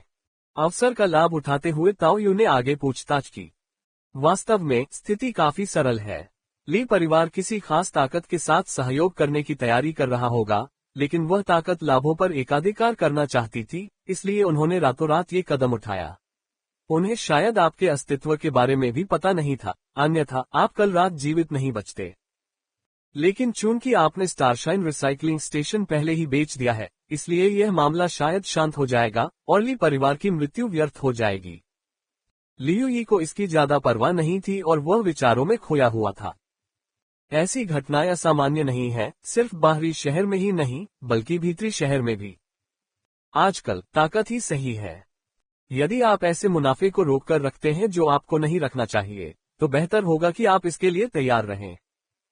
यद्यपि वहां एक सुरक्षा दल मौजूद है, लेकिन सुराग खत्म हो जाने के बाद वे ज्यादा कुछ नहीं कर सकते। आंतरिक शहर के भीतर विभिन्न शक्तियां जटिल एवं पेचीदा हैं। कौन जानता है कि इसके पीछे कौन सी शक्ति थी। जल्दबाजी में संतुलन बिगाड़ने के और भी बुरे परिणाम होते हैं। सुरक्षा दल अब मृतक ली परिवार के लिए अपनी जान जोखिम में नहीं डालेगा। अब सुरक्षा कड़ी करना जनता को शांत करने के लिए एक दिखावा मात्र है। तो ये बात है। लेकिन क्या अब मैं सुरक्षित हूँ? क्या मैं कुछ दिनों के लिए डोजो में रह सकता हूँ? ताओ यू ने पूछने का अवसर पा लिया। डोजो मास्टर मौके पर ही निर्णय ले सकता था, केवल हाँ या ना कहना ही काफी था। यहाँ रुकने से रात के समय का भी सदुपयोग हो जाएगा। हाँ जरूर, लेकिन आपको खुद स्मिथ से पूछना होगा कि क्या वह आपको फर्श पर सोने देगा। बेशक, कोई समस्या नहीं है। अगर मैं तुम्हारी जगह होता तो मुझे भी डर लगता। स्मिथ ने तुरंत सहमति व्यक्त की। सही प्रतिभा के साथ कई चीजों पर बातचीत करना आसान है। तो आज आप कौन सी मुट्ठी तकनीक सीखना चाहते हैं? डोजो मास्टर से मिलने के बाद ताओ यू स्मिथ के पीछे पीछे आंगन के कोने में वापस आ गया, जहां उन्होंने कल अभ्यास किया था। झांग वेई और अन्य लोग भी वहां पहुंच गए थे, लेकिन स्मिथ ने उनकी राय नहीं पूछी और सीधे अपने सवाल से ताओ यू के अनुरोध को संतुष्ट करने लगा। बड़े भाई, क्या आप इसके बारे में बात कर सकते हैं? मुझे लगता है कि हर कोई सुनना चाहेगा। ताओ यू ने पूछताछ करने की पहल की। वह जानता था कि वानलियू डोजो में 5 खास मुट्ठी तकनीकें हैं। बाघ, क्रेन, भालू, अजगर, बंदर, प्रत्येक की अपनी विशेषताएं हैं, लेकिन वह विशिष्ट विशेषताओं के बारे में स्पष्ट नहीं था। और ताओ यू की पूछताछ ने झांग वेई और अन्य लोगों के मन में जो थोड़ा असंतोष था उसे भी दूर कर दिया, और उन सभी ने कान खड़े कर लिए। ठीक है, चलो मुट्ठी तकनीक से शुरू करते हैं। आप पहले से ही उनके नाम जानते हैं, इसलिए मैं क्रेन फॉर्म से शुरू करूंगा, जिसमें मैं सबसे अधिक कुशल हूं और जिसमें मैं लेवल 4 तक पहुंच गया हूं। स्मिथ ने ये कहते हुए सहजता से एक मुद्रा अपना ली। सुनहरे मुर्गे की तरह एक पैर पर खड़े होकर उनकी मुद्रा कलम की तरह सीधी थी। वहां खड़े होने मात्र से ही उनमें हल्कापन और चपलता का भाव भर गया। क्रेन फॉर्म हमारे मायरियड स्ट्रीम्स 5 फॉर्म्स में सबसे हल्का और सबसे फुर्तीला है। ये टच एंड गो और प्रतिद्वंद्वी का अनुमान लगाने पर केंद्रित है। बोलते समय स्मिथ ने अपनी मुद्राएं प्रदर्शित करनी शुरू कर दी, अपनी भुजाएं हिलाते हुए मानो किसी अदृश्य प्रतिद्वंद्वी को खोज रहे हों। अपनी हरकतों के साथ साथ ताओ यू ने एक मानसिक छवि भी बनाई। क्रेन फॉर्म मुख्य रूप से जीत कुंडो और डुगू नाइन स्वॉर्ड्स के भिखारी संस्करण की शैली से मिलता जुलता था, जिसमें कुछ बुनियादी चालें अपेक्षाकृत सरल थीं, जिनमें मुख्य रूप से त्वरित शुरुआत पर जोर दिया गया था। हालांकि इसके लिए उच्च स्तर की अनुकूलनशीलता और सहजता की आवश्यकता होती है, तथा प्रतिद्वंद्वी के आक्रमण की लय को पूरी तरह शुरू होने से पहले ही बाधित करने पर ध्यान केंद्रित करना होता है। इस युद्ध शैली के 2 अलग अलग दृष्टिकोण हैं, एक मनुष्यों के लिए और दूसरा जानवरों के लिए, तथा वानलियू स्टांस कौशल की नींव के शीर्ष पर क्रेन फॉर्म का अभ्यास करने से पैरों की नसों और उंगलियों को और अधिक मजबूत किया जा सकता है। इसके बाद स्मिथ ने क्रमशः बाघ, भालू, अजगर और वानर रूपों का प्रदर्शन किया। वास्तव में ये स्पष्ट था कि यद्यपि वह अन्य 4 रूपों में निपुण था, परंतु उनमें सारस रूप की नाजुक सुंदरता का अभाव था, और केवल ये कहा जा सकता था कि वह इन तकनीकों से परिचित था। प्रत्येक मुट्ठी तकनीक का अपना फोकस और विशिष्टता थी, लेकिन महत्वपूर्ण बात ये थी कि प्रतीत होता है कि असंबंधित 5 रूप वास्तव में वानलियू स्टांस कौशल की नींव पर पुनर्जीवित हुए, जिससे एक बार फिर पूरे शरीर के लिए व्यापक कवरेज प्रदान किया गया। प्रत्येक रूप पहेली के एक अलग टुकड़े के रूप में प्रकट हुआ, जो विशिष्ट भागों को आगे बढ़ाने और बढ़ाने में सक्षम था। संयुक्त रूप से वे पूरे सेट की पूर्ण वृद्धि के बराबर थे। 42 आधा महीना। वास्तव में ये बहुत कठिन है।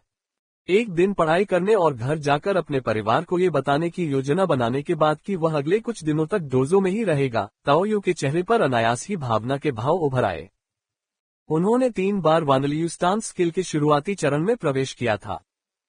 और अब देवीकरण के संवर्धित वानली रुक कौशल की नींव के साथ भी वह अभी भी एक दिन में एक भी रूप में महारत हासिल करने में कामयाब नहीं हुआ था। बावजूद इसके कि स्मिथ लगातार उसे सुधार रहा था और व्यक्तिगत रूप से उसे निर्देश दे रहा था। जैसा कि अपेक्षित था, 5 मुट्ठी तकनीक सीखने की कठिनाई बहुत बढ़ गई थी। कोई आश्चर्य नहीं कि उन्होंने युवान बल के साथ त्वरण को सुविधाजनक बनाने के लिए पहले अभ्यास के लिए इसे रुक कौशल में सरल बनाया। लेकिन मैंने पहले ही इसका सार समझ लिया है। अधिकतम 2 दिन में मैं अधिकतम 2 दिनों में इसमें निपुणता प्राप्त कर लूंगा। उनकी दक्षता में स्पष्ट सुधार देखा जा सकता था तथा कोई रुकावट या अस्पष्ट क्षेत्र नहीं था। मुद्रा कौशल और बेहतर शारीरिक गुणवत्ता के आधार पर सभी 5 मुट्ठी तकनीकों को सीखने में कोई समस्या नहीं होनी चाहिए। पाचन को बढ़ावा देने के लिए निगलने वाली द्रव तकनीक भी मौजूद थी। ये ताओ यू के इस महीने के लक्ष्य थे। यद्यपि उसकी प्रतिभा जागृत होने के बाद रसातल की यात्राओं के बीच का अंतराल 5 दिनों जितना छोटा हो सकता था, फिर भी ताओ यू ने रसातल में पुनः प्रवेश करने से पहले जितना संभव हो सके उतना सीखने और अपनी लगभग पूरी युवान शक्ति खर्च करने की योजना बनाई। कुल्हाड़ी को तेज करने से लकड़ी काटने में कोई बाधा नहीं आएगी। रसातल की तुलना में वर्तमान दुनिया का वातावरण अभी भी थोड़ा अधिक आरामदायक था और वह कुछ कौशल भी सीख सकता था। अंकल हूँ, आप यहाँ क्यों आए हैं?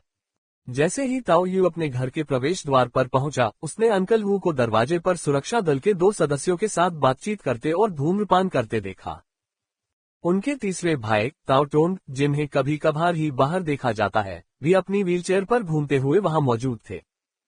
उनके तीसरे भाई के पास डायनामिक विजन था। वह एक बार सुरक्षा दल में शामिल हो चुके थे और अंकल हू के संपर्क में थे।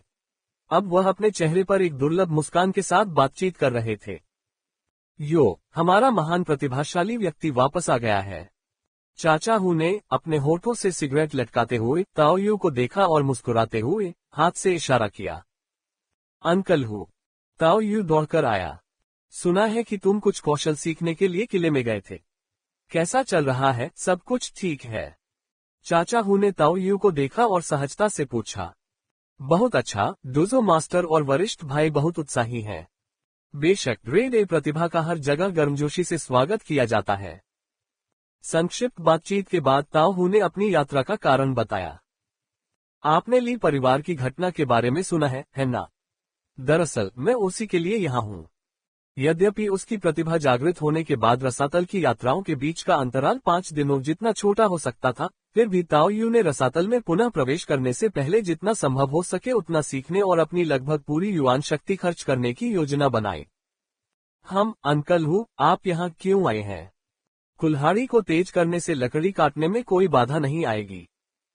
जैसे ही ताओ यू अपने घर के प्रवेश द्वार पर पहुंचा, उसने अंकल हू को दरवाजे पर सुरक्षा दल के 2 सदस्यों के साथ बातचीत करते और धूम्रपान करते देखा।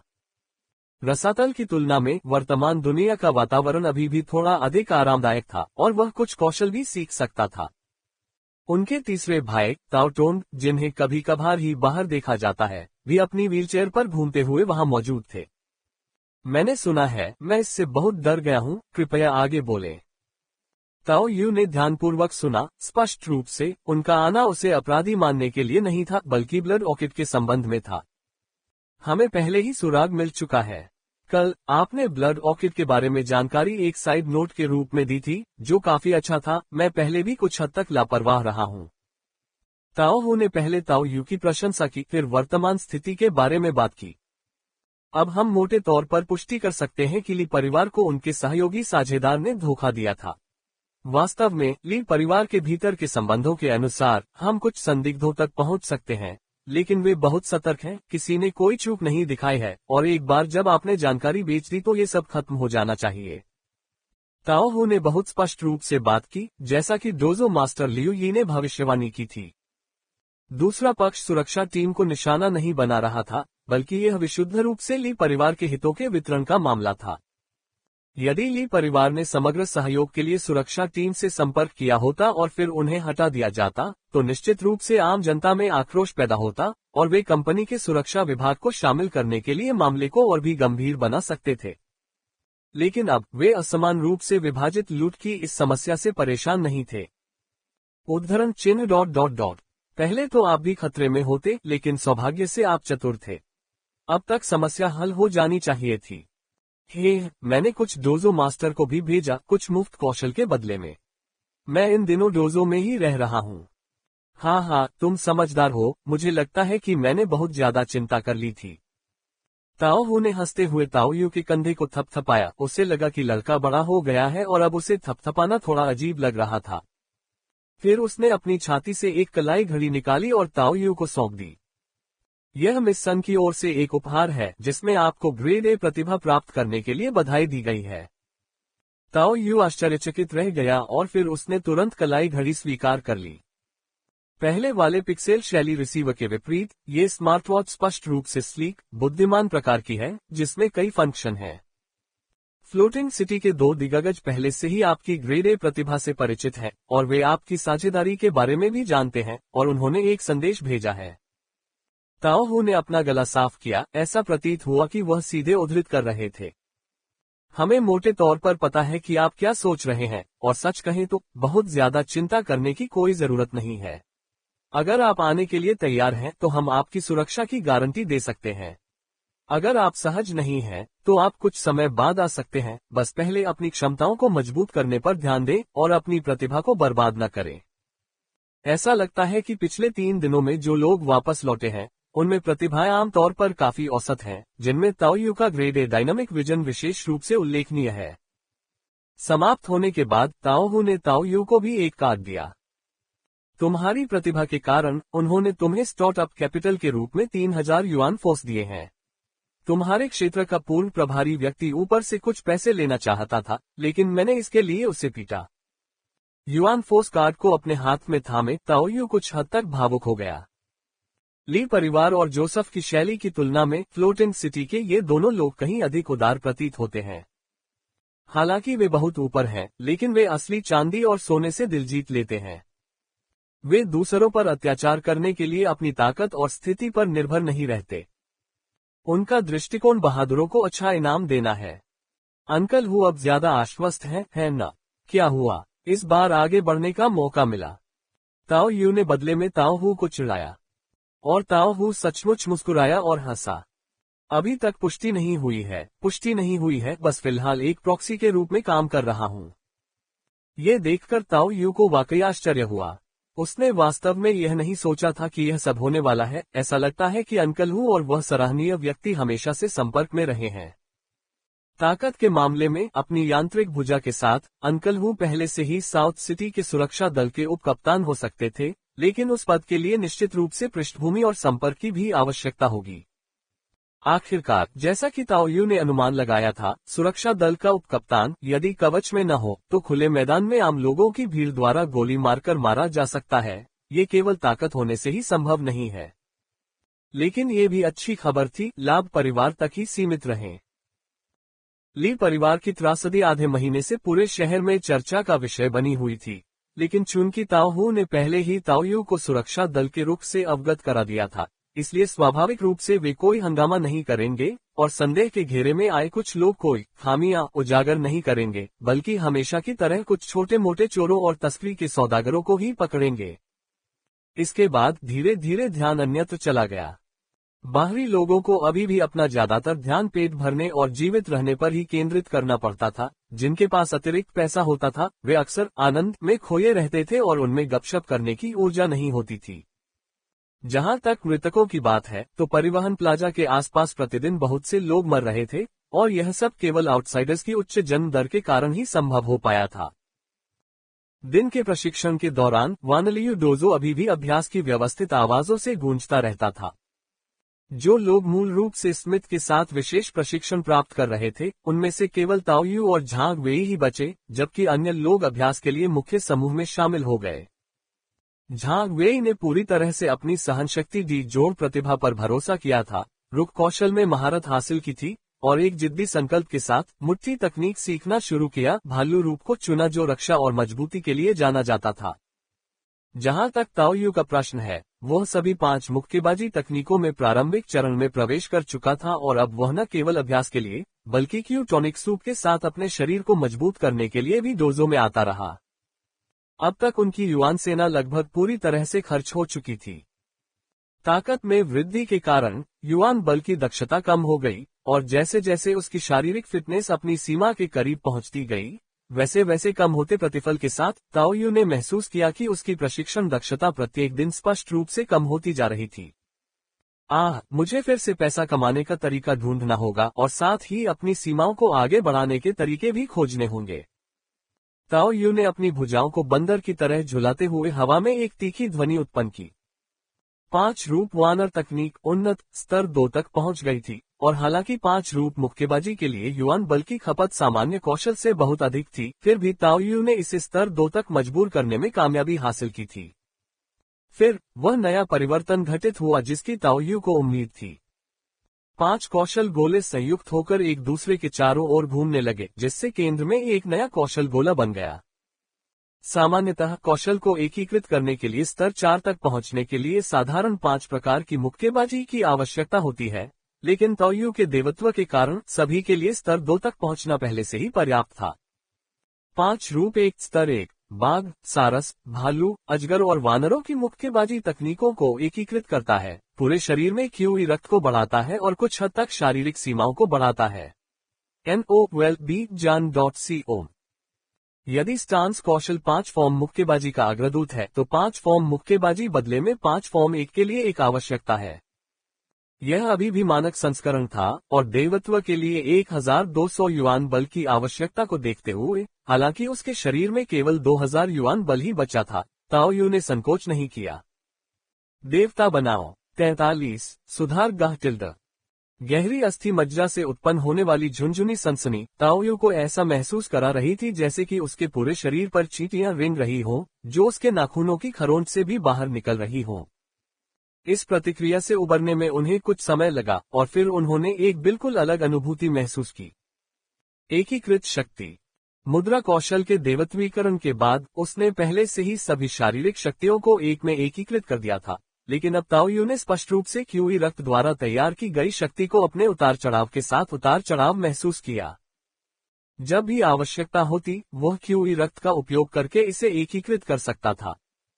यद्यपि यह शरीर को भेद नहीं सका, परंतु ताओ यू की उंगली के एक झटके से, हालांकि उसे तेज दर्द महसूस हुआ, उसके सामने पत्थर के ताले पर छोटी छोटी दरारें पहले ही दिखाई दे चुकी थीं। दरारें बहुत स्पष्ट नहीं थीं, लेकिन एक मांस और खून के शरीर से उन्हें आसानी से बनाना वास्तव में एक भयानक प्रभाव था। एक साधारण व्यक्ति के गले की हड्डी ऐसी झटके से टूट जाएगी। स्पष्ट शक्ति और अंधकार शक्ति बिल्कुल नहीं, लेकिन वे कुछ हद तक समान प्रतीत होते हैं। ताओ यू ने अपने हृदय की गहराई में विचार किया, तथा साथ ही अपने नए देवत्व कौशल से प्राप्त जानकारी को भी समझा। 5 रूप एक संशोधित लव 1 शक्ति का एकीकरण शारीरिक सीमाओं को महत्वपूर्ण रूप से बढ़ा सकता है। ताकत एक निश्चित सीमा तक कुछ ऐसे कार्यों को प्राप्त कर सकती है जो शुरू में अविश्वसनीय लगते थे, जैसे आंतरिक अंगों को नियंत्रित और मजबूत करना, रक्त को शुद्ध और विषमुक्त करना।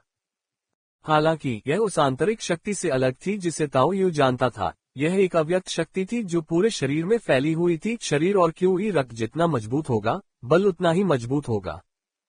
इसे क्यूई ब्लड के माध्यम से सक्रिय और उपयोग किया जा सकता था, और यह शरीर और यहां तक कि आंतरिक अंगों को भी प्रशिक्षित कर सकता था। यदि छाया बल को न गिना जाए जो चुपके और घात का संयोजन करता है, तो ये पहली तकनीक थी जिसमें ताओ यू ने महारत हासिल की थी, जिसे शायद ही अलौकिक कहा जा सकता है। आखिरकार छाया बल बहुत अधिक प्रबल था और इसका उपयोग स्वयं को मजबूत करने के लिए नहीं किया जा सकता था, जबकि 5 रूप एक भौतिक सीमाओं को महत्वपूर्ण रूप से बढ़ा सकते हैं। यह अधिक संतुलित और नियंत्रणीय भी था। पिछली स्टैकेबल वृद्धि ने घटते प्रतिफल दिखाने शुरू कर दिए थे तथा प्रभाव कमजोर हो रहे थे। ये निस्संदेह समय पर दी गई सहायता थी। Ads bye pub future. हाँ, सबसे कठिन कदम 0 से 1 तक है। यह एहसास वाकई आनंददायक है। ताओ यू अपने दिल में बहुत खुश था। ये भी एक तरीका हो सकता है जिससे एक सामान्य मांस और रक्त शरीर यांत्रिक और उत्परिवर्तित शरीरों से प्रतिद्वंद्विता कर सकता है। यद्यपि तरीका अलग हो सकता है, लेकिन ली हुई ने शुरू में उन पर जो दबाव डाला था, और वानलियू डोजो के प्रमुख लियू ही ने संभवतः इस तरह की शक्ति का इस्तेमाल किया था। सामान्यतः असंख्य धाराओं के 5 रूपों को एकीकृत करने का उद्देश्य क्यूई रक्त पर नियंत्रण प्राप्त करना होना चाहिए, तथा शायद इसे बल में उत्प्रेरित करने के लिए गुप्त श्वास तकनीक के साथ संयोजित करना चाहिए। ताओ यू के दिल में कुछ अनुमान थे। अपने स्वयं के देवत्व की विशेष प्रकृति के कारण कुछ ऐसे प्रश्न थे जिन्हें सीधे पूछना उनके लिए अच्छा नहीं होगा। अन्यथा दूसरों के रहस्यों को चुराने के लिए गलत समझे जाने से खून खराबा हो सकता है। डोजो का प्रमुख वास्तव में काफी उदार था, जो मुफ्त में कौशल प्रदान करता था। ताओ यू को थोड़ा पश्चाताप महसूस हुआ। इसके अलावा 5 रूप 1 के रूप में संशोधित के अलावा जिसने उन्हें सबसे बड़ा लाभ दिया, प्रत्येक विलक्षण मुट्ठी तकनीक ने अपनी स्वयं की सभ्य अतिरिक्त क्षमताएं भी लाईं। एक मुट्ठी तकनीक को देवत्व प्रदान करने की लागत वास्तव में रुक कौशल की तुलना में कम थी, जो 2 से 300 तक थी, और वे रुक कौशल की तरह शरीर को बढ़ाने वाले नहीं थे, लेकिन उनमें से प्रत्येक के पास लड़ाई के लिए अपनी स्वयं की विशेषज्ञता थी। उदाहरण के लिए सबसे प्रभावी ट्रेन फॉर्म ऑफ माइरियड स्ट्रीम्स संशोधित इसकी आंतरिक प्रशिक्षण पद्धति और लड़ाकू शैली के अलावा प्रशिक्षण दक्षता और लड़ाकू कौशल में वृद्धि करता है। यह मुख्य रूप से स्पिरिट परसेप्शन के साथ भी आया था, जो स्पष्ट जानलेवा इरादे और द्वेष को पकड़ने के समान है। हालांकि दुनिया की इच्छा की जानकारी ने चेतावनी दी थी कि इसे कुछ तरीकों के माध्यम से छुपाया जा सकता है, लेकिन यह अभी भी काफी प्रभावशाली था। बाघ रूप मुख्य रूप से विस्फोटक शक्ति प्रदान करता था, जो हत्यारे के शस्त्रागार में वृद्धि करता था। भालू रूप में प्रहारों के प्रति प्रतिरोध और सहनशक्ति में वृद्धि हुई। पायथन फॉर्म में टेंडन में लचीलापन और ताकत थी, जिससे लॉकिंग और स्ट्रैंगलिंग क्षमताओं में काफी वृद्धि हुई। वानर रूप संतुलन और व्यापक क्षमताओं के बारे में था, और अंततः 5 रूप 1 के रूप में समन्वय के लिए मुख्य रूप से वानर रूप पर निर्भर थे। इसके अलावा निगलसार तकनीक संशोधित, जिसके लिए ताओ यू तरस रही थी, उसे भी सीख लिया गया था और उसे देवत्व प्रदान किया गया था। निगलसार तकनीक संशोधित ने पाचन और अवशोषण क्षमता में काफी वृद्धि की, ऊर्जा भंडारण क्षमता में मामूली वृद्धि की और जहर प्रतिरोध की 1 डिग्री प्रदान की। यद्यपि यह कौशल साधारण लग रहा था और देवत्व प्राप्ति में केवल 100 युआन बल की खपत होती थी, ताओ यू को लगा कि इसका प्रभाव 5 रूपों का एक रूप से कम नहीं था, तथा इसमें रणनीतिक मूल्य था। एक प्रमाण हमेशा के लिए प्रमाण ने उसे युआन बल और खाने के माध्यम से चोटों से उबरने की अनुमति दी। ताओ यू ने पहले ही पुनर्प्राप्ति के लिए युआन बल की विशाल खपत का अनुभव कर लिया था। अब अधिक शक्तिशाली शक्ति के साथ पुनर्प्राप्ति की लागत और भी अधिक हो गई। Ads bye pub future. इसके विपरीत क्यू टॉनिक सूप के कुछ कटोरे और कुछ समय कुछ 100 युआन बल पुनःपूर्ति के बराबर हो सकते हैं। निगलसार तकनीक संशोधित ने इस पाचन और अवशोषण क्षमता को बहुत बढ़ाया, जिससे ये एक सबूत हमेशा के लिए सबूत के लिए एकदम सही मैच बन गया। आवश्यकता पड़ने पर, चाहे वह मल ही क्यों न हो, वह उसे उन जानवरों की तरह सीधे पी सकता था। ओह बेशक, एक सामान्य व्यक्ति के रूप में ताओ यू वास्तव में एक नियमित दिन में इन चीजों की कोशिश नहीं करेगा। पैसे को पानी की तरह खर्च करना।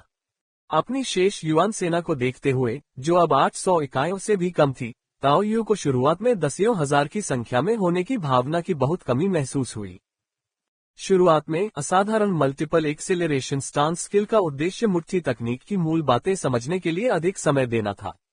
बाद में ताओ यू ने इसे युआन बल की अपनी कुल राशि के अनुसार उच्च लागत प्रदर्शन अनुपात में समायोजित किया। फिर भी चूंकि वह श्वास तकनीक और मुद्रा कौशल का एक साथ अभ्यास कर रहा था, इसलिए इन दिनों उसकी युआन शक्ति बिना रुके लगातार बढ़ रही थी। सौभाग्य से परिणामों के संदर्भ में वह काफी संतुष्ट था। उसने अपने लक्ष्य को लगभग प्राप्त कर लिया था, हालांकि उसे इस बात का थोड़ा अफसोस था कि वह अभी भी अपनी वर्तमान शारीरिक सीमा तक पहुंचने से कुछ दूर था। शक्ति में वृद्धि के बाद युआन बल दक्षता में गिरावट, भले ही 5 रूप 1 के रूप में संशोधित, ने सीमा बढ़ा दी है, सीमांत प्रभाव कम हो गया है। मुझे डर है कि युआन बल के 3 से 4 गुना होने के बाद भी दक्षता मेरे पिछले युआन बल सुधार से मेल नहीं खाएगी। ताओ यू ने अंदर ही अंदर आह भरी। शुरू में blood orchid, basic breathing method और स्टांस स्किल ने उसकी शारीरिक क्षमता और सीमाओं को बढ़ाया था, जिससे प्रशिक्षण अविश्वसनीय रूप से तेज हो गया था। लेकिन जैसे जैसे उनकी शारीरिक गुणवत्ता में सुधार हुआ, वैसे वैसे पेशेवर एथलीटों की तरह जिन्हें अपनी क्षमताओं को और अधिक बढ़ाने में कठिनाई होती है, उन्होंने भी बढ़ते हुए ह्रासमान प्रतिफल प्रभाव का अनुभव किया। यद्यपि मेरे पास एक प्रमाण सदैव के लिए प्रमाण है, फिर भी जब मैं सैद्धांतिक भौतिक सीमा तक पहुंच जाऊंगा, तो मैं आगे बढ़ने और उन्नयन जारी रखने में सक्षम हो जाऊंगा, लेकिन गति निश्चित रूप से बहुत धीमी होगी। यद्यपि पांचों रूपों के एक होने से कुछ राहत मिली, फिर भी उन्हें बाद के मुद्दों पर विचार करना पड़ा। शेष क्षमता को केवल निरंतर प्रयास के माध्यम से ही निखारा जा सकता था। यदि वह विस्फोटक विकास की एक और अवधि चाहता था, तो उसे अपनी सीमाओं को बढ़ाने के लिए अतिरिक्त तरीके खोजने होंगे। अगर मुझे पैसे बचाने का मौका मिले तो शायद मैं अपने कौशल को दूसरी बार देवत्व प्रदान करने पर विचार कर सकूं। ताओ यू को बाहरी शहर के बारे में जानकारी की कमी हो सकती है, लेकिन अपनी क्षमताओं के आधार पर वह यह अनुमान लगा सकता है कि किसी भी चीज और हर चीज में विशेषज्ञता संघर्ष का कारण बन सकती है, और कौशल संवर्धन असंख्य धाराओं के 5 रूपों की तरह पूरक होना चाहिए, कम से कम हस्तक्षेप न करने वाला या न्यूनतम स्वीकार्य संघर्ष के साथ। वास्तव में कैसे, इस बिंदु पर अभी भी उनके पास ज्ञान की कमी थी, लेकिन कम से कम उनके वर्तमान देवत्व के ऊपर एक और देवत्व स्थापित करना कोई बड़ी समस्या नहीं होगी। कुछ क्षण विचार करने के बाद उनका ध्यान बेसिक ब्रीदिंग टेक्निक संशोधित की ओर गया। ये कौशल शारीरिक सीमाओं को सुधारने का सबसे सस्ता तरीका था, जिसके लिए दूसरी वृद्धि के लिए केवल 30,000 युआन बल की आवश्यकता थी। सबसे प्रभावी 5 रूपों में से एक संशोधित के लिए 2 लाख से अधिक की आवश्यकता थी, जो कि जन्मजात बुलेट टाइम से अधिक महंगा था। लेकिन 30,000 युआन बल बचाते हुए अपने दिन प्रतिदिन के प्रशिक्षण को जारी रखना कोई छोटी रकम नहीं थी। उसके माता पिता को इसे वहन करने के लिए 10 साल तक बिना खाए पिए बचत करनी पड़ी होगी, जो मोटे तौर पर चार्ली परिवारों की लूट के बराबर थी। Ads bye pub future. अपने दिमाग में चल रहे कुछ विचारों को जल्दी से खारिज करते हुए ताओ यू ने भी अपने गालों पर थप्पड़ मारा। उसके विचार थोड़े खतरनाक थे। नए एकत्रीकरण क्षेत्र में युआन फोर्स आइटम और कौशल अभी तक बाजार में नहीं आए हैं, जो आय का एक अच्छा स्रोत है। बस अभी भी घेराबंदी का खतरा बना हुआ है। जेब में पड़े पैसों ने ताओ यू को स्मिथ को खोजने के लिए प्रेरित किया। वरिष्ठ भाई, मैं रसातल में जाने के लिए लगभग तैयार हूँ। मैं कुछ समय तक यहाँ नहीं आऊंगा। ताओ यू ने स्मिथ को ढूंढा और उनका अभिवादन किया। ये बिल्कुल सामान्य बात थी। वास्तव में स्मिथ ने पिछले आधे महीने में एबिस जाने के लिए 5 दिन की छुट्टी ली थी, लेकिन उसका आधार वास्तविक दुनिया में था और एबिस की उसकी यात्राएं केवल पागल होने से बचने के लिए थी। ठीक है, मुझे लगता है कि अब समय आ गया है कि आप भी चले जाएं। हाँ, मुझे नहीं पता कि आपने कितना पैसा खर्च किया है, लेकिन पूर्णकालिक प्रशिक्षण वास्तव में थका देने वाला है। स्मिथ को आश्चर्य नहीं हुआ। डोजो में उनकी नौकरी और आय थी, जिससे वे रिवर्स में युआन फोर्स एक्सेलरेशन का उपयोग कर सकते थे। इस कनिष्ठ भाई को यदि कोई निवेश करने को तैयार मिल भी गया तो भी उसका भंडार समाप्त हो रहा था। आपका क्रेन स्टांस लव 3 पर है। आप एक शिक्षण सहायक बनने के लिए आवेदन कर सकते हैं। डोजो के लाभ बहुत अच्छे हैं। स्मिथ ने सुझाव दिया कि इस जूनियर में प्रतिभा है और वह अंशकालिक प्रशिक्षण का प्रयास कर सकता है। ताओ यू का क्रेन रुख वास्तव में केवल लव 2 पर था, लेकिन देवत्व के कारण वह आसानी से लव 3 के रूप में पारित हो सकता था। 5 रूपों के रूप में एक के कारण उसका कौशल लव 4 से मेल खाता था, जिसने उसे स्वेलो एसेंस तकनीक संशोधित सीखने की अनुमति दी। मैं इस पर विचार करूंगा, लेकिन नए विकास क्षेत्र में कड़ी मेहनत किए बिना मुझे 5 दिनों के लिए भी स्थिर जगह नहीं मिलेगी, इसलिए मैं ऐसा नहीं कर सकता।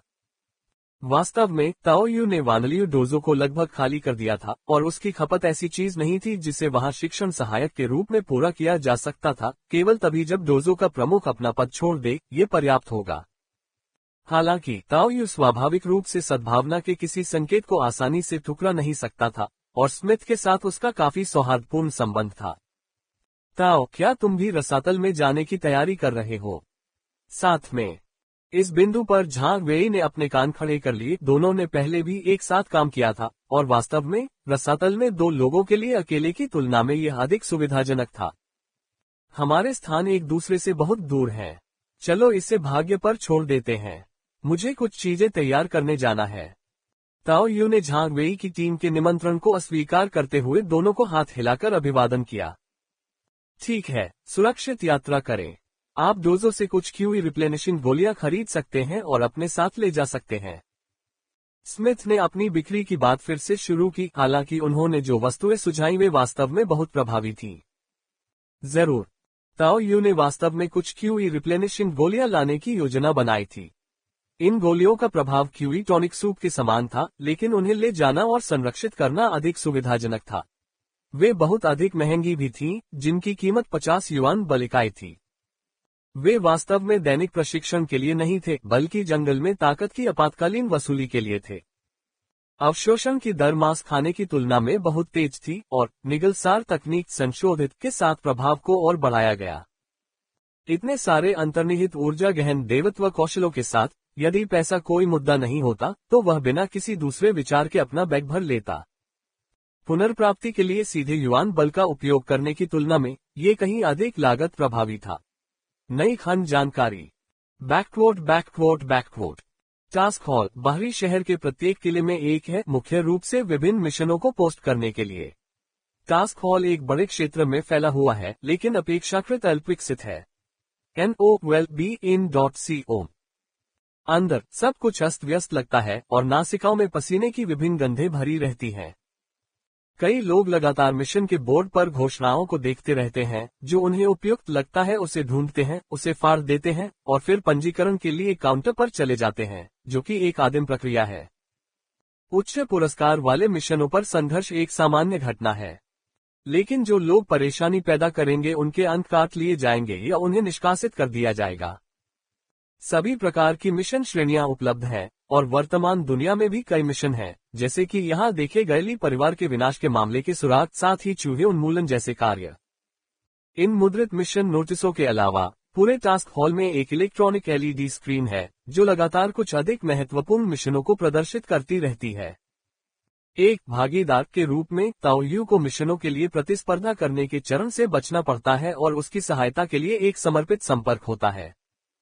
बाहरी शहर के मानकों के अनुसार आकर्षक मानी जाने वाली एक सुंदर लड़की हाथ में नोटबुक लिए हुए आदरपूर्वक ताओ यू को एक छोटे से डिब्बे में ले गई। खूबसूरत वेट्रेस भूरे रंग की लिनन की छोटी आस्तीन वाली शर्ट पहने हुए थी, जिससे उसकी चिकनी भुजाएं और स्वस्थ रंगत दिख रही थी।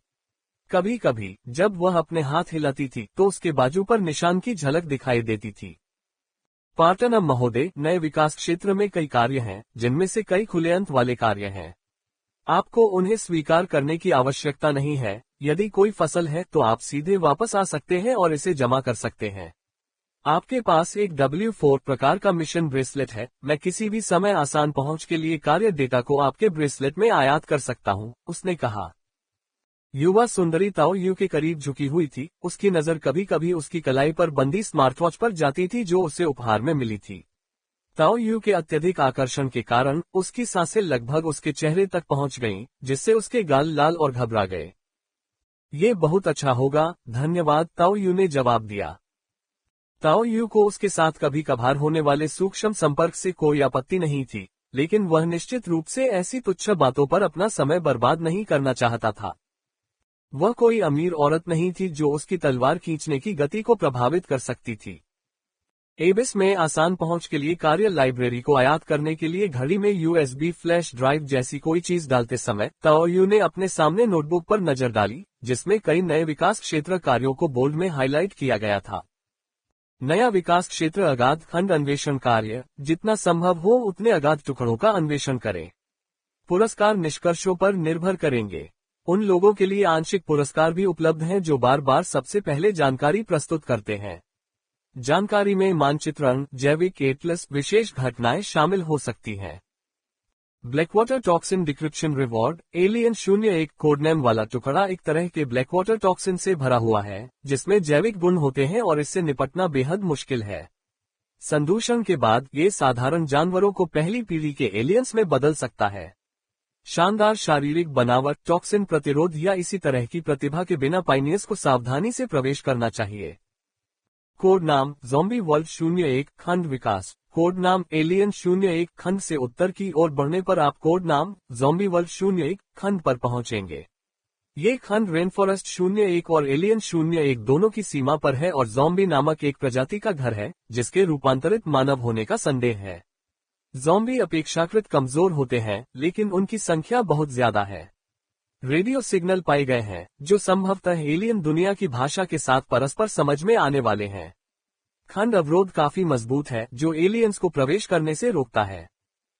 एलियन ब्रीडर, एलियंस की आदतों को समझने, सबसे अच्छे मेजबान जीवों की पहचान करने, मेजबान जीवों की प्रजनन क्षमताओं और युवान फोर्स आउटपुट अनुपात को रिकॉर्ड करने, खेती के माहौल, तापमान, फीड आदि के विवरण को संक्षेप में प्रस्तुत करने के लिए जिम्मेदार।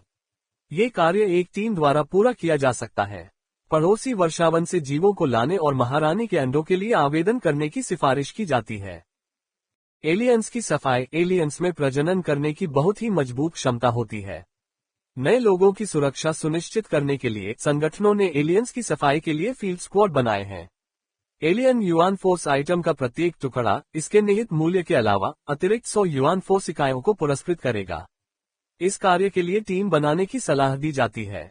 एलियन बॉडी इम्प्लांट वाले लोगों को इसमें भाग लेने से बचना चाहिए क्योंकि उन्हें एलियंस द्वारा पकड़ने और इंक्यूबेट करने के लिए लक्षित होने की संभावना है। एलियंस के प्रजनन से संबंधित एक कार्य और एलियंस को साफ करने से संबंधित एक अन्य कार्य को देखकर ताओ यू को तुरंत कोबरा प्रभाव का ख्याल आया। हालांकि कार्य पुरस्कारों की तुलना करने के बाद उन्हें जल्दी ही एहसास हो गया कि इसमें चिंता का कोई ज्यादा कारण नहीं है। यदि आपके पास एलियंस को प्रजनन करने की क्षमता है तो ऐसा लगता है कि आप सीधे पहला कार्य पूरा कर सकते हैं। शिकार के लिए उनका उपयोग करने के लिए छिपकर घूमना और फिर उन्हें जमा करना नुकसानदेह लगता है। आखिरकार संगठन को सफाई कार्यों के लिए किसी प्रमाण की आवश्यकता नहीं होती है। आपको एक बंदर की तरह मार दिया जा सकता है जिसके पास बहस करने के लिए कोई जगह नहीं है। और ताओ यू को विश्वास नहीं हुआ कि एलियंस को खत्म करना इतना आसान था। हालांकि इस बात से इनकार नहीं किया जा सकता कि फ्लोटिंग सिटी के सहयोग से अन्वेषण की प्रगति काफी तेज है। ताओ यू लगातार सीखता रहा है और अपने कौशल में सुधार करता रहा है, लेकिन फ्लोटिंग सिटी के उन दो व्यक्तियों ने संभवतः 18 वर्ष की आयु से पहले ही सक्रिय रूप से सीखे गए अधिकांश कौशल में महारत हासिल कर ली थी। वे पुनः काम में जुटने से पहले 5 दिन तक आराम करते हैं। यही कारण है कि वे नई चीजों की खोज करते रहते हैं। कुछ जानकारी साझेदारों के लिए निःशुल्क उपलब्ध थी, इसलिए ताओ यू ने ज़ॉम्बी वर्ल्ड 01 नामक विश्वखंड पर ताला लगा दिया। मुख्यतः इसलिए कि इस समय वह वर्षावन और मैदानों के जंक्शन के साथ उत्तर की ओर बढ़ रहा था, जो संभवतः इस स्थान के सबसे निकट है। जानकारी के अनुसार फ्लोटिंग सिटी के 2 लोगों को संभवतः ज़ॉम्बी वर्ल्ड से फसल लेने में कोई रुचि नहीं थी तथा वे कार्य निर्धारित करने के बाद अन्य स्थानों पर जाने के लिए निकल पड़े थे। हालांकि एक विश्व अवरोध द्वारा संरक्षित ज़ॉम्बी वर्ल्ड एक प्रारंभिक आधार स्थान के लिए एक अच्छा विकल्प हो सकता है, इसलिए इसके लिए एक अलग अन्वेषण कार्य स्थापित किया गया था। और यदि ये टी वायरस के साथ रेजिडेंट ईविल प्रकार का ज़ॉम्बी वर्ल्ड होता, चाहे वह फिल्म या गेम संस्करण होता, तो अन्वेषण की पर्याप्त संभावना होती और ये ताओ यू की वर्तमान प्रबंधन क्षमताओं के लिए काफी उपयुक्त होता। कम से कम एलियंस द्वारा घेर लिए जाने की तुलना में इसका जोखिम अपेक्षाकृत कम है। बैकवोट। हालांकि ज़ॉम्बी दुनिया बहुत विशाल है और इसमें विस्तृत जानकारी बहुत कम है, जिससे ताओ यू के लिए इसका आकलन करना असंभव हो जाता है। उनकी धीमी गति से ही वह कई उन्नत ज़ॉम्बी दुनियाओं और जैविक संकट के बाद के चरणों को खारिज करने में सक्षम था।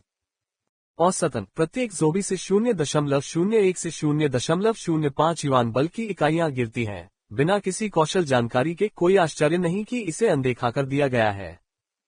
ताओ यू स्वयं इस पर टिप्पणी करने में कुछ हद तक असहाय महसूस कर रहा था, क्योंकि उसके सामने जो कार्य था उसे देखते हुए ऐसा लग रहा था कि फ्लोटिंग सिटी के टाइकून वास्तव में एलियंस को पालतू बनाने के लिए तैयार थे, यहाँ तक कि वे पहले से ही पालन पोषण के लिए उपयुक्त जीवों की खोज कर रहे थे।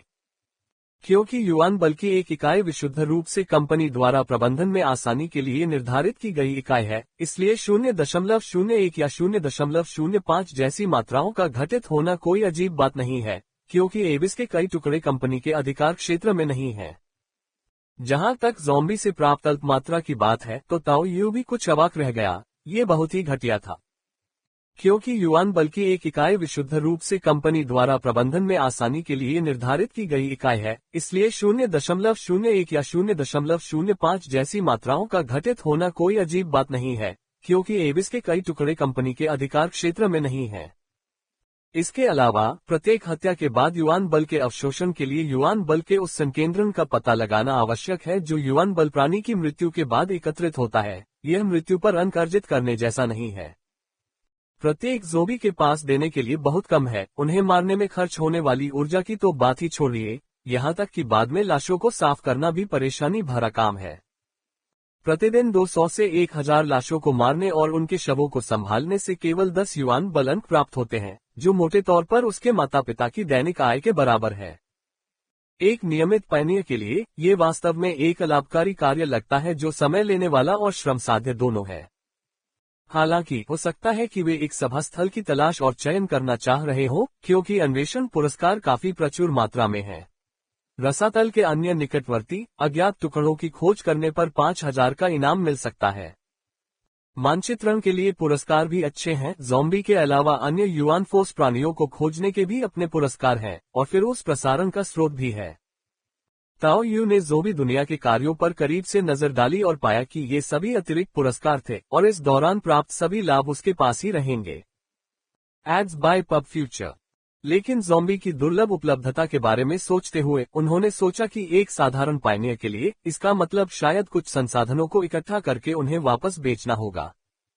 इस दुनिया का एकमात्र लाभ शायद यह है कि इसमें पायथन या एलियंस जैसे शक्तिशाली यूआनफोस प्राणियों की अनुपस्थिति है, जिनसे साधारण पायनियर्स बच भी नहीं सकते। और यह एक विश्व अवरोधक द्वारा भी संरक्षित है जो यूआनफोस प्राणियों को प्रवेश करने से रोकता है। कम से कम अभी तो सुरक्षा उच्चतम होनी चाहिए। मेरी सबसे बड़ी ताकत अभी भी मेरी क्षमता में निहित है। अब एलियंस का खतरा मेरे लिए अभी भी बहुत बड़ा है, और मुझे एलियंस की वर्तमान संख्या और उनके प्रसार की सीमा के बारे में पता नहीं है। हालांकि एलियंस का शिकार करने के लिए पुरस्कार बहुत अधिक है, लेकिन सुरक्षा पहले आती है। ताओ यू ने मन ही मन सोचा कि भले ही वह पैसे कमाने के लिए एलियंस का शिकार करे, फिर भी वह ज़ॉम्बी दुनिया को आधार के रूप में इस्तेमाल कर सकता है और दोनों पक्षों को चला सकता है। सबसे महत्वपूर्ण बात यह है कि अपनी मौजूदा ताकत के बावजूद अगर वह वास्तव में एलियंस से घिरा हुआ है तो भी वह नुकसान में रहेगा। वह एलियंस का शिकार करने से पहले ज़ॉम्बी दुनिया में अपनी ताकत बढ़ाने की कोशिश कर सकता है। वह वर्षावन में हमेशा एक आंख खुली रखकर सोने, लगातार तनावग्रस्त और मानसिक रूप से थके रहने की भावना को दोबारा नहीं जीना चाहता था। इन शुरुआती अंशों की कठिनाई कम नहीं है। नए विकास क्षेत्रों में कार्यों के लिए कल्याण वास्तव में काफी अच्छा है।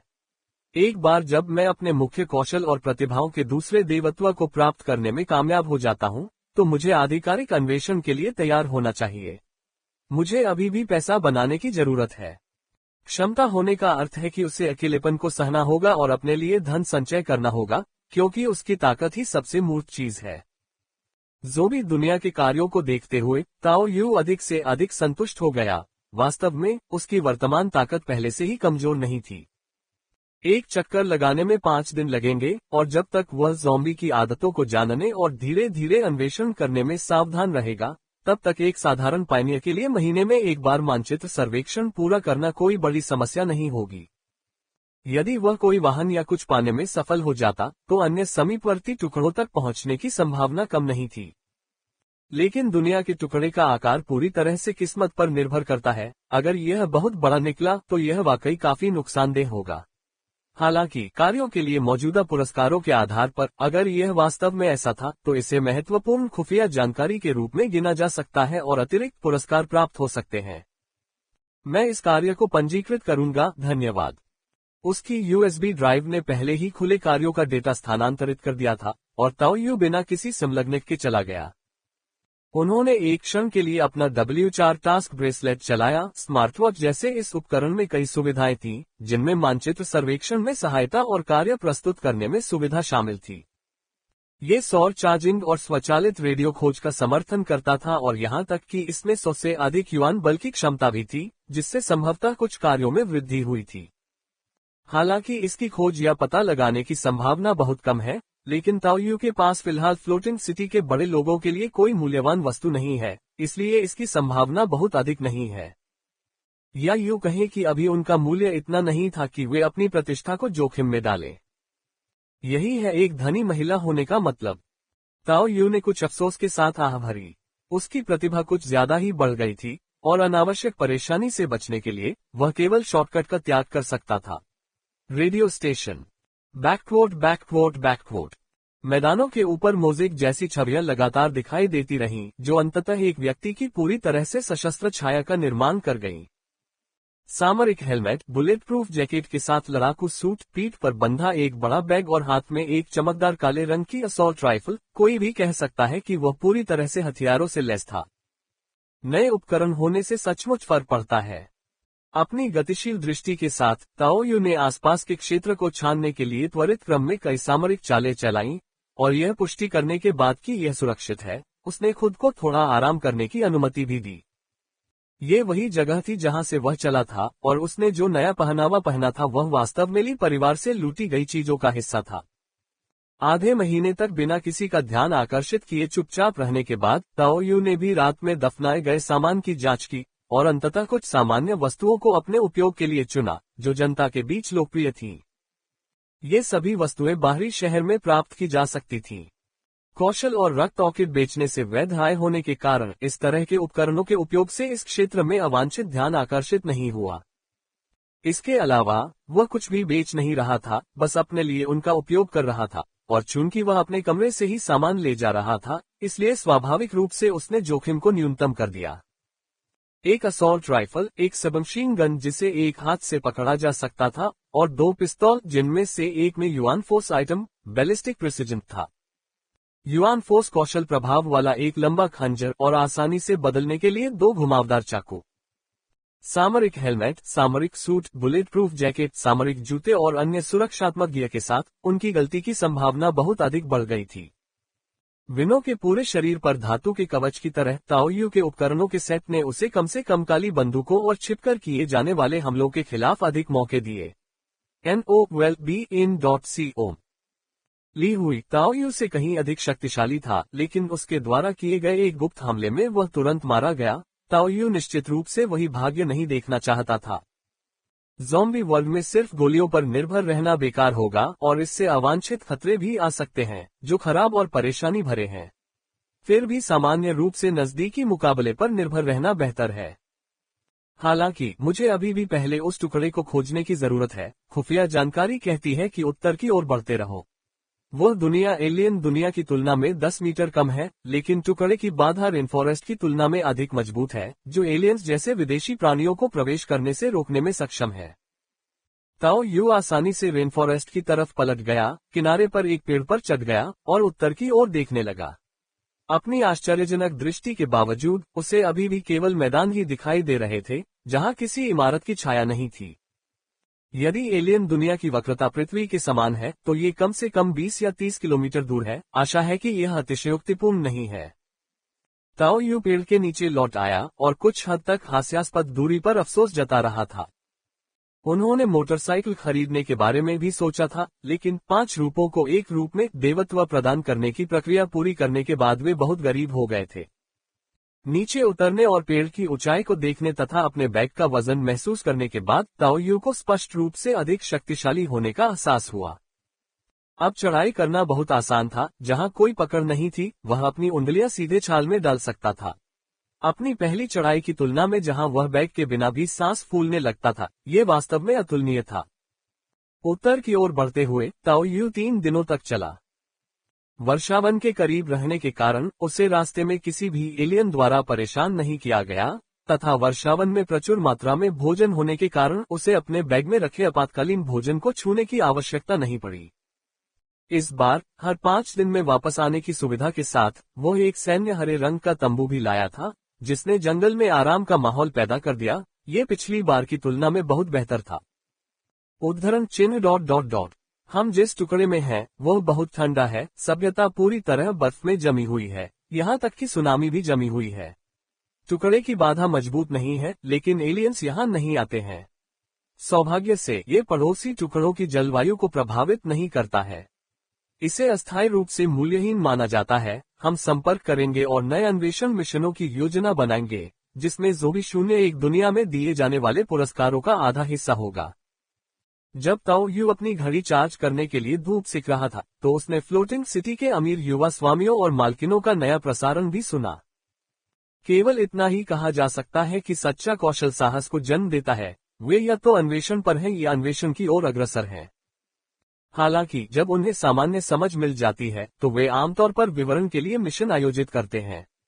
ताओ यू को पता चला था कि अब नए विकास क्षेत्र में तोप के चारे के बिंदुओं के लिए एक रैंकिंग थी, लेकिन उन्होंने अभी तक इसका उपयोग शुरू नहीं किया था। फ्लोटिंग सिटी के 2 व्यक्तियों को ये भी पता था कि वर्तमान में वहां पर्याप्त लोग नहीं हैं। जबरन तोप चारा मिशन चलाने से बाद में नए विकास क्षेत्र को चुनने वाले लोगों की संख्या कम हो जाएगी, जिसके परिणामस्वरूप एक दुष्चक्र बन जाएगा। तोप के चारे वाले मिशनों की आवृत्ति कम करने, उपयोग के मानकों को बढ़ाने से पुराने सभा स्थलों के साथ एक स्वस्थ प्रतिस्पर्धी संबंध बनेगा। साथ ही धन और संसाधनों के निवेश से वे वास्तव में इसे समृद्ध बना सकते हैं। जहां तक वर्तमान निवेश का प्रश्न है, स्केलेबल एलियन प्रजनन जैसे परिणामों के उभरने के साथ निवेश वास्तव में बाद में वापस मिल सकता है। ये पुष्टि हो चुकी है कि एलियन दुनिया का पूर्व पश्चिम विस्तार कम से कम दसियों हजार किलोमीटर का है। इस बात से इनकार नहीं किया जा सकता कि कुछ क्षेत्रों में यह विस्तार ज्यादा या छोटा भी हो सकता है। इतनी दूरियां तय करने के लिए उनके पास कोई अच्छा परिवहन साधन होना चाहिए। बैकवोट। ताओ यू ने अपने दिल में सोचा, टुकड़ों की सीमाएं अपरिवर्तनीय नहीं थीं, न ही वे पूरी तरह से रैखिक थीं, उनके आकलन केवल अनुमान थे। भाई बहन की जोड़ी के लिए विदेशी दुनिया कोई बड़ी चुनौती नहीं थी, इसलिए वे इस दुनिया को अन्य क्षेत्रों का निरंतर अन्वेषण करने के लिए आधार के रूप में उपयोग कर सकते थे। ऐसा प्रतीत होता है कि द सन्स कंपनी के निदेशक मंडल के सदस्यों में से एक हैं, लेकिन यह निश्चित नहीं है कि उनका वास्तव में कितना प्रभाव है। केवल 2 युवा लोगों द्वारा इतना बड़ा स्टॉल खींच पाना ताओ यू को फ्लोटिंग सिटी में सत्ता की गतिशीलता से कुछ हद तक आश्चर्यचकित कर देने वाला अनुभव था। यह अतीत की कुछ स्टार्टअप कंपनियों की तरह हो सकता है, जैसे जैसे यहाँ चीजें अधिक रंगीन होती जाएंगी, अधिक से अधिक शक्तियां निवेश करेगी और शेयर खरीदेगी। आज का प्रसारण सुनने के बाद ताओ यू ने अपनी घड़ी को चार्ज करने के लिए बंद कर दिया। यद्यपि सौर ऊर्जा उपलब्ध थी, फिर भी उपकरण रसातल में पूरी यात्रा के दौरान चालू नहीं रह सका। सबसे महत्वपूर्ण बात यह थी कि घर में बिजली नहीं थी, इसलिए वह इसे केवल सौर ऊर्जा या युआन बल का उपयोग करके ही चार्ज कर सकता था। आज का प्रसारण सुनने के बाद ताओ यू फिर से एक पेड़ पर चढ़ गया और इस बार उसने अंततः नीरस घास के मैदान से एक नया परिदृश्य देखा। क्षितिज पर इमारतों की छतों की रूपरेखा को बमुश्किल ही देखा। हे भगवान, अंततः ये हो गया। संभवतः 20 से 30 किलोमीटर की दूरी बाकी थी, लेकिन चूंकि वह केवल कुछ इमारतों के शीर्ष ही देख पा रहा था, इसका मतलब था कि टुकड़ों की सीमा तक पहुंचने के बाद भी शहर तक पहुंचने से पहले उतनी ही लंबी या उससे भी अधिक दूरी तय करनी होगी। ताओ यू ने भी अधिक प्रयास करने की तैयारी कर ली। 50 किलोग्राम से अधिक वजन उठाकर वह 3 दिनों तक पैदल यात्रा करता रहा और अंततः खुफिया जानकारी में उल्लिखित विश्वखंड तक पहुंच गया। जब ताओ यू विश्वखंड के किनारे पर पहुंचा और घास के मैदान की 10 मीटर ऊंची पहाड़ी पर खड़ा होकर सामने के दृश्य को देखने लगा, तो उसके चेहरे पर भावना का एक स्पर्श दिखाई दिया। उनके सामने मुख्य दृश्य एक गोभी का था, जो एक सुंदर पश्चिमी चित्रकला शैली की याद दिलाता था। उजाड़ गोभी, मुरझाए हुए कैक्टस और इस ओर जाने वाली एक सड़क जो अचानक कट गई थी। दूरी पर गगनचुंबी इमारतों वाले एक शहर की रूपरेखा दिखाई दे रही थी, लेकिन वहां मृतवत सन्नाटा छाया हुआ था। शहर के पीछे एक पर्वत श्रृंखला थी जो पृष्ठभूमि की तरह दिखती थी, जिसकी चोटियां लहरा रही थीं। उजाड़ गोभी और सड़क पर कुछ भटकती आकृतियां थीं और सड़क पर कुछ टकराए हुए कबाड़ वाहन भी थे। विशेषकर शहर के प्रवेश और निकास की दिशा में टक्कर के कारण फंसे हुए परित्यक्त वाहनों की कतार और भी लंबी थी। कुछ कारें तो गोभी नदी में भी फंस गईं। तेज हवा और रेत के साथ उसके चेहरे पर एक वीरानी का एहसास हुआ। वास्तव में एक खंड अवरोध है। ताओ यू ने अपने सामने छूने के लिए हाथ बढ़ाया, उसे हल्का प्रतिरोध महसूस हुआ, लेकिन जल्दी ही वह सहजता से उसमें विलीन हो गया। ये विश्व की इच्छा से प्राप्त क्षमता थी, ऐसी चीज नहीं जिसे ये खंडित बाधाएं रोक सकती थीं। लेकिन पड़ोसी एलियन और पायथन संभवतः वहां से नहीं गुजर सके। 10 मीटर की ऊंचाई से गिरने और 50 किलोग्राम से अधिक भार के बावजूद ताओ यू ने नीचे कूदने का विकल्प नहीं चुना, बल्कि पूरी तरह से अपने पैरों पर भरोसा करते हुए, असमान अंतरालों पर चतुराई से कदम रखते हुए, उल्टी दिशा में पहाड़ पर चढ़ते हुए बकरी की तरह फुर्ती से नीचे उतरा। मुझे आश्चर्य है कि क्या कोई समाचार पत्र है? हाँ, रेडियो। ताओ यू को खुफिया जानकारी याद आ गई और उसने अपनी घड़ी फिर से चालू कर दी। उसके पास रेडियो फ्रीक्वेंसी की जानकारी थी और चूंकि घड़ी में एक स्वचालित खोज फंक्शन था, इसलिए उसने जल्दी से रसातल से पृष्ठभूमि शोर की फुफकार के बीच एक आवाज सुनी। उद्धरण चिन्ह ... वायरस 7 महीनों से फैला हुआ है और मुझे यकीन नहीं है कि मैं और कितने समय तक टिक पाऊंगा। हमारे यहाँ भोजन खत्म हो रहा है, हमने आसानी से मिलने वाला सारा भोजन ढूंढ लिया है। इसके बाद हमें शायद ज़ॉम्बी से घनी आबादी वाले क्षेत्रों में जाना होगा और जैसे जैसे समय बीतता जाएगा, हमें भोजन के खराब होने पर भी विचार करना होगा। कुछ लोग कहते हैं कि दक्षिण में अजीबोगरीब पहाड़ी इलाके और वर्षावन दिखाई दिए हैं, लेकिन कोई भी वहां जाने की हिम्मत नहीं करता। मानक ग्रेट ब्यूटी उच्चारण अंग्रेजी के साथ एक कॉर्पोरेट ड्रोन के रूप में ताओ यू के पिछले अनुभव के कारण वह आमतौर पर समझ सकता था, जो अन्य पायनियर्स की तुलना में एक लाभ था जिन्हें युआन फोर्स का उपयोग करके संवाद करने के लिए व्यक्तिगत रूप से मिलने की आवश्यकता थी। हालांकि वह अभी भी यह निर्धारित नहीं कर सका था कि यह कौन सी दुनिया थी।